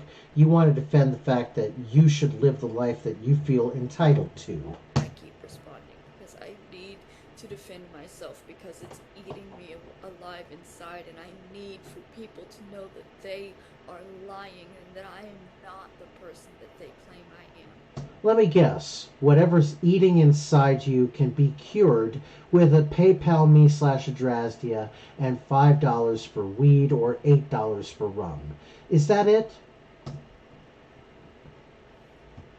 Next video, my panic attack initiated by your lies. I made videos panicking and freaking out because you lied to me and told me that you had proof that Not X1 was a child, and you convinced me that Not X1 was actually a child. No, we never said we had proof. All we said was that you were acting in a manner of reckless disregard where you're distributing pornographic materials and you're not even asking people for their age. And that caused me to panic. Good, you should panic. The fact that you were acting in a reckless disregard manner. The truth. What's up, AST? Well, if you're sending your flapjacks around the internet for fucking $10, and not checking and they do an age verification on a website that's for 13 and up, that's your own fucking fault. I have no sympathy for Mary on that regard. Yeah. It's your guys' fault. You made me believe it was a 14-year-old. Well, if you know if you were verifying ages before you were sending out your fucking tits, you wouldn't really be having a panic attack. That's like completely on you and much deserved. Easily, yeah. So the situation is, Not X1 was not a child. You never had any proof that they were. And all of the videos I made confessing to sending pictures to a child were me panicking over the lie that I was told that it was proven that they were a child when that was not ever proven. But it was never disproven either, Mary. No, it was never disproven either, yeah. Along with the slanderous lies that they have been spreading about me for a year now, they have also attempted multiple times to trample on my amendment rights by telling me to shut up multiple times and trying to take me off of YouTube. They have attempted to stifle my freedom of speech by constantly telling me to get a job and making it impossible for me to earn money without getting a job. They have attempted to Oh, wow. You know what? I'm going to back that shit up here just for a moment. Because I want to hear this again. attempted to stifle my freedom of speech. How? How have we attempted to stifle your freedom of speech, Mary? If anything, you've been the one stifling Adonis Paul's freedom of speech. You were the one saying, I don't believe in flagging channels. Flagging channels is wrong. I don't do it. And then a few moments later in that same video, well, it was me, but I flagged him, but so what? By constantly telling me to get a job and making it impossible for me to earn money without getting a job. Making it impossible for me to earn money without getting a job. That right there sums Mary up beautifully. You know, she wants to earn money without having to work for it. She wants the easy dollar. And we're making it impossible for her to earn money without having to get a job. They have attempted to trample on my 13th Amendment right to not be forced into slavery. What the fuck, Mary? How have we violated your Emancipation Proclamation? In America, if you do not want to work, you do not have to work, and nobody can force you to. No, you're absolutely right, Mary. No. Yeah, we also don't have to take care of your ass if you choose not to. Exactly. So you're fucking welcome, Mary. Mm-hmm. Yeah, you can live the life of not working all you want, Mary, but we're not going to pay for it. So, and you're not entitled to free money just because you don't want to work. Unless it is as punishment, like if you're imprisoned. Nobody can force you to work to pay off a debt. No one can force you to work at a specific place. Mary, yes they can. If you are in contempt of court and you're asked to pay a fine and you neglect to pay that fine, they can put you back in jail again, Mary. So yes, you can be forced to pay a fine. They can also put a I'm so tired. I can't think of a word. I know. But A lien. They can put a lien on property. But they can also put a Garnish. Yes, thank you. A garnish on Social Security. Yeah. All right. So I'm gonna get back into the video. One of our freedoms. So every time you guys tell me to get a job, or that you'll never stop until I do get a job, or that you want me to pay back the tax money you pay in that you assume that I'm getting and using. You spend about $27 a year in taxes that goes towards me. I ain't getting a job to pay that back to you. And I'm not going to be sorry for it either. I'm tired of being lied about. I'm tired of being treated like I'm not a person. I'm tired and just, I've got somebody saying, well, how will you prove that you're schizoaffective? I don't even have to prove that to you. That's a violation of my HIPAA. I literally can't prove that to you. You mean like the HIPAA that you violated for Tara when you disclosed her HIV status? That HIPAA, Mary? I have no documentation that says it, and I can't have you talk to my doctor or my therapist because it's a violation of HIPAA. My proof of what I'm dealing with is the fact that I have a doctor, I used to have a therapist, I'm taking the medication. And Larry and MD has an excellent point in the chat. Both the state of California and federal doctors have determined she is not physically or mentally disabled. Mary, there's nothing wrong with you. Not a goddamn thing. All right? You are perfectly able to work. You just don't want to. And I'm honest. You are not honest by any stretch of the imagination, Mary. Other than that, any kind of proof given to you would be a violation of my HIPAA. I am open and honest about what I go through, and I'm consistently called a liar and made to feel like I'm a bad person. This last one, y'all were trying to make me think I was a pedophile because I didn't know the age of the person who scammed me out of a single tit pic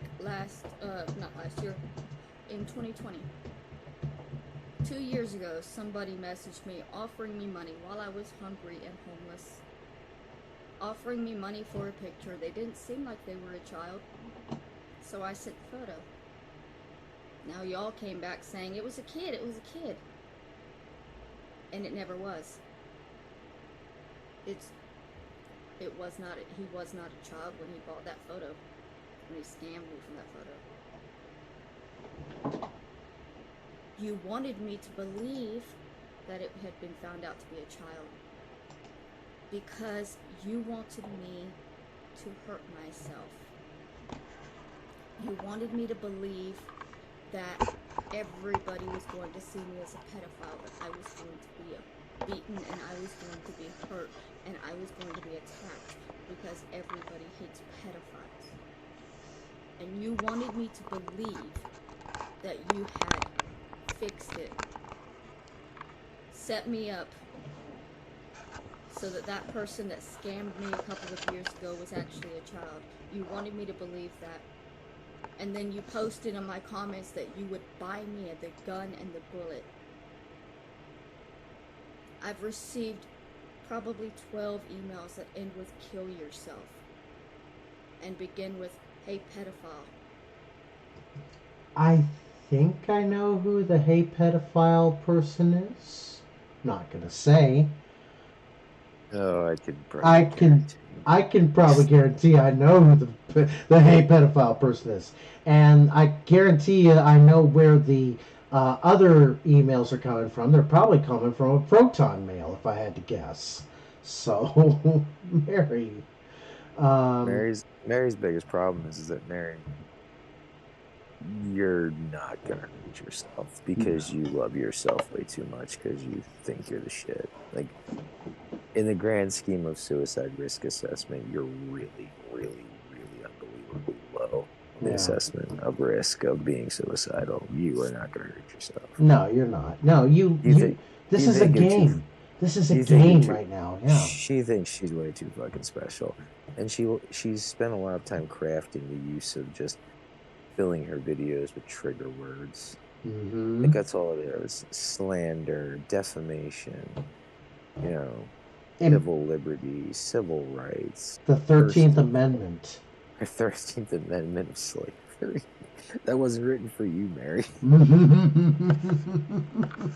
Abraham Lincoln wrote the Emancipation Proclamation 7 Adrasdeas ago. Our nation brought forth a great LolCow, conceived in James Robert Clark III. Alright, so I'm going to finish this video here. So, you don't get to pretend you're not trying to make me kill myself anymore. Everything y'all are doing is fucked up and wrong. And the only reason I can't do anything about it is because I'm poor. Jesus, was that your video, or was that the video? Wasn't me. Holy shit, dude. God. Fucking went off right in my goddamn ear. That wasn't me. That had to have been her phone. I bet somebody was calling her. Probably one of the social services or something. Damn, yeah, that had to have been her phone, because she jumped at that too. It's like, god damn. Oh, there was one more video, but out of respect for the title of that video, and, you know, for that, I'm not going to play it. You got to play it. You No. got to play it. You got to play it. No, you mean I hear it. the rest I hear in peace, cat? Yeah, but it's not what you think. If not, what you think?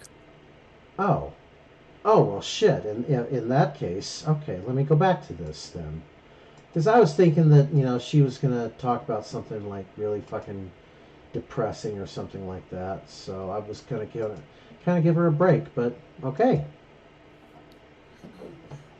I just learned some very hard news. One of my favorite YouTubers, Schrodinger's cat, has passed away. They haven't revealed a cause yet.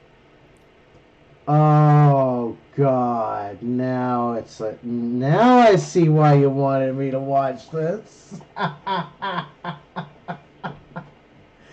They haven't revealed the cause of death. Let me guess. They found him in a box, and next to him was a bottle of Tylenol or something. They're doing a live stream right now with his wife on the Schrodinger's chat channel. Oh. Schrodinger's cat channel. But she has confirmed that he passed away. It's very sad. He was a fantastic YouTuber. If y'all don't know him, he was one of these channels that makes fun of First Amendment auditors.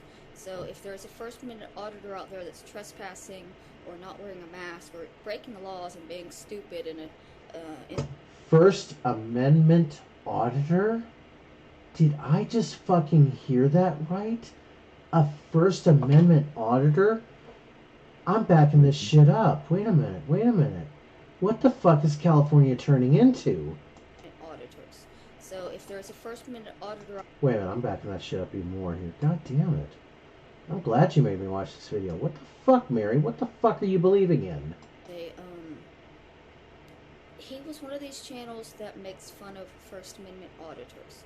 So if there's a First Amendment auditor out there that's trespassing or not wearing a mask or breaking the laws and being stupid and insisting that it's their right, they'll be on his channel with him telling them the actual law, which they'll find out from court, of course, but he brought me lots of laughs and lots of entertainment, and I am extremely sad to know that he's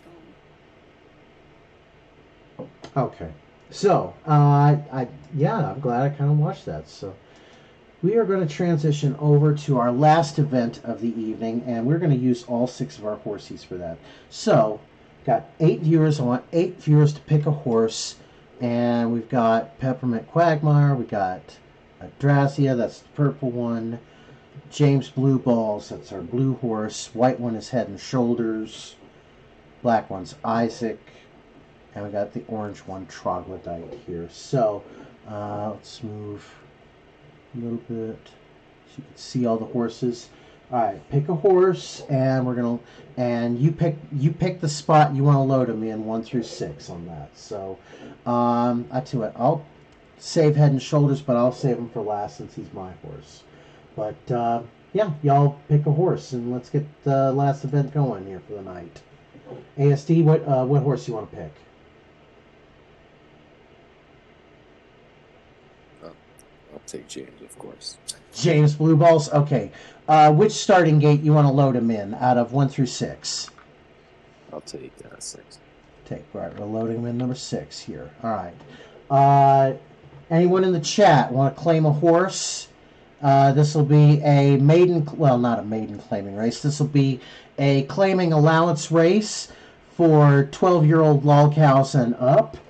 Okay, and I tell you what, I will load Head and Shoulders in the 2 spot. Alright. And Venny, you want to pick a horse? You want to pick a spot here? Alright, Larry's going purple. Larry's picking Adrasdea, going number 3. Alright. Alright, so we got 3 horses ready. We got 3 horses waiting here. Who wants to pick a horse now? Venny, you want to pick Peppermint Quagmire, or you want to pick Troglodyte? James, okay. James is actually in the 6th spot already. So yeah, we got James ready to go. James Blue Balls. What do you think? Yeah, I'm going to keep all 6 going here for this race. So, tell you what, ASD, you want to reassign some of the other horses? We got Orange 1 Troglodyte. You want to assign him a lane? Good advance him up on where we need to. All right. Yeah, I tell you what, we'll just go ahead and load them all up. All right, so last event of the evening. James Robert Clark III Allowance Distaff. Horses are at the post, and they're off. And it's Peppermint Quagmire for the lead, with James Blue Balls and Troglodyte coming up to third. Peppermint Quagmire and Troglodyte going to be a close tight to finish. 4, 6, 1, 3, 5, 2. All right, last race of the evening.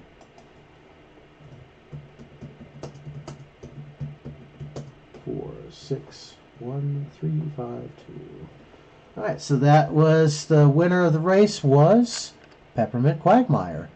And second place was James Blue Balls. Third was Troglodyte. And fourth place was Adrasdea. Fifth place was Issac. And Head and Shoulders rounds out number 6. So I tell you what, I don't want to do too much more. I think we can go ahead and call this an evening here.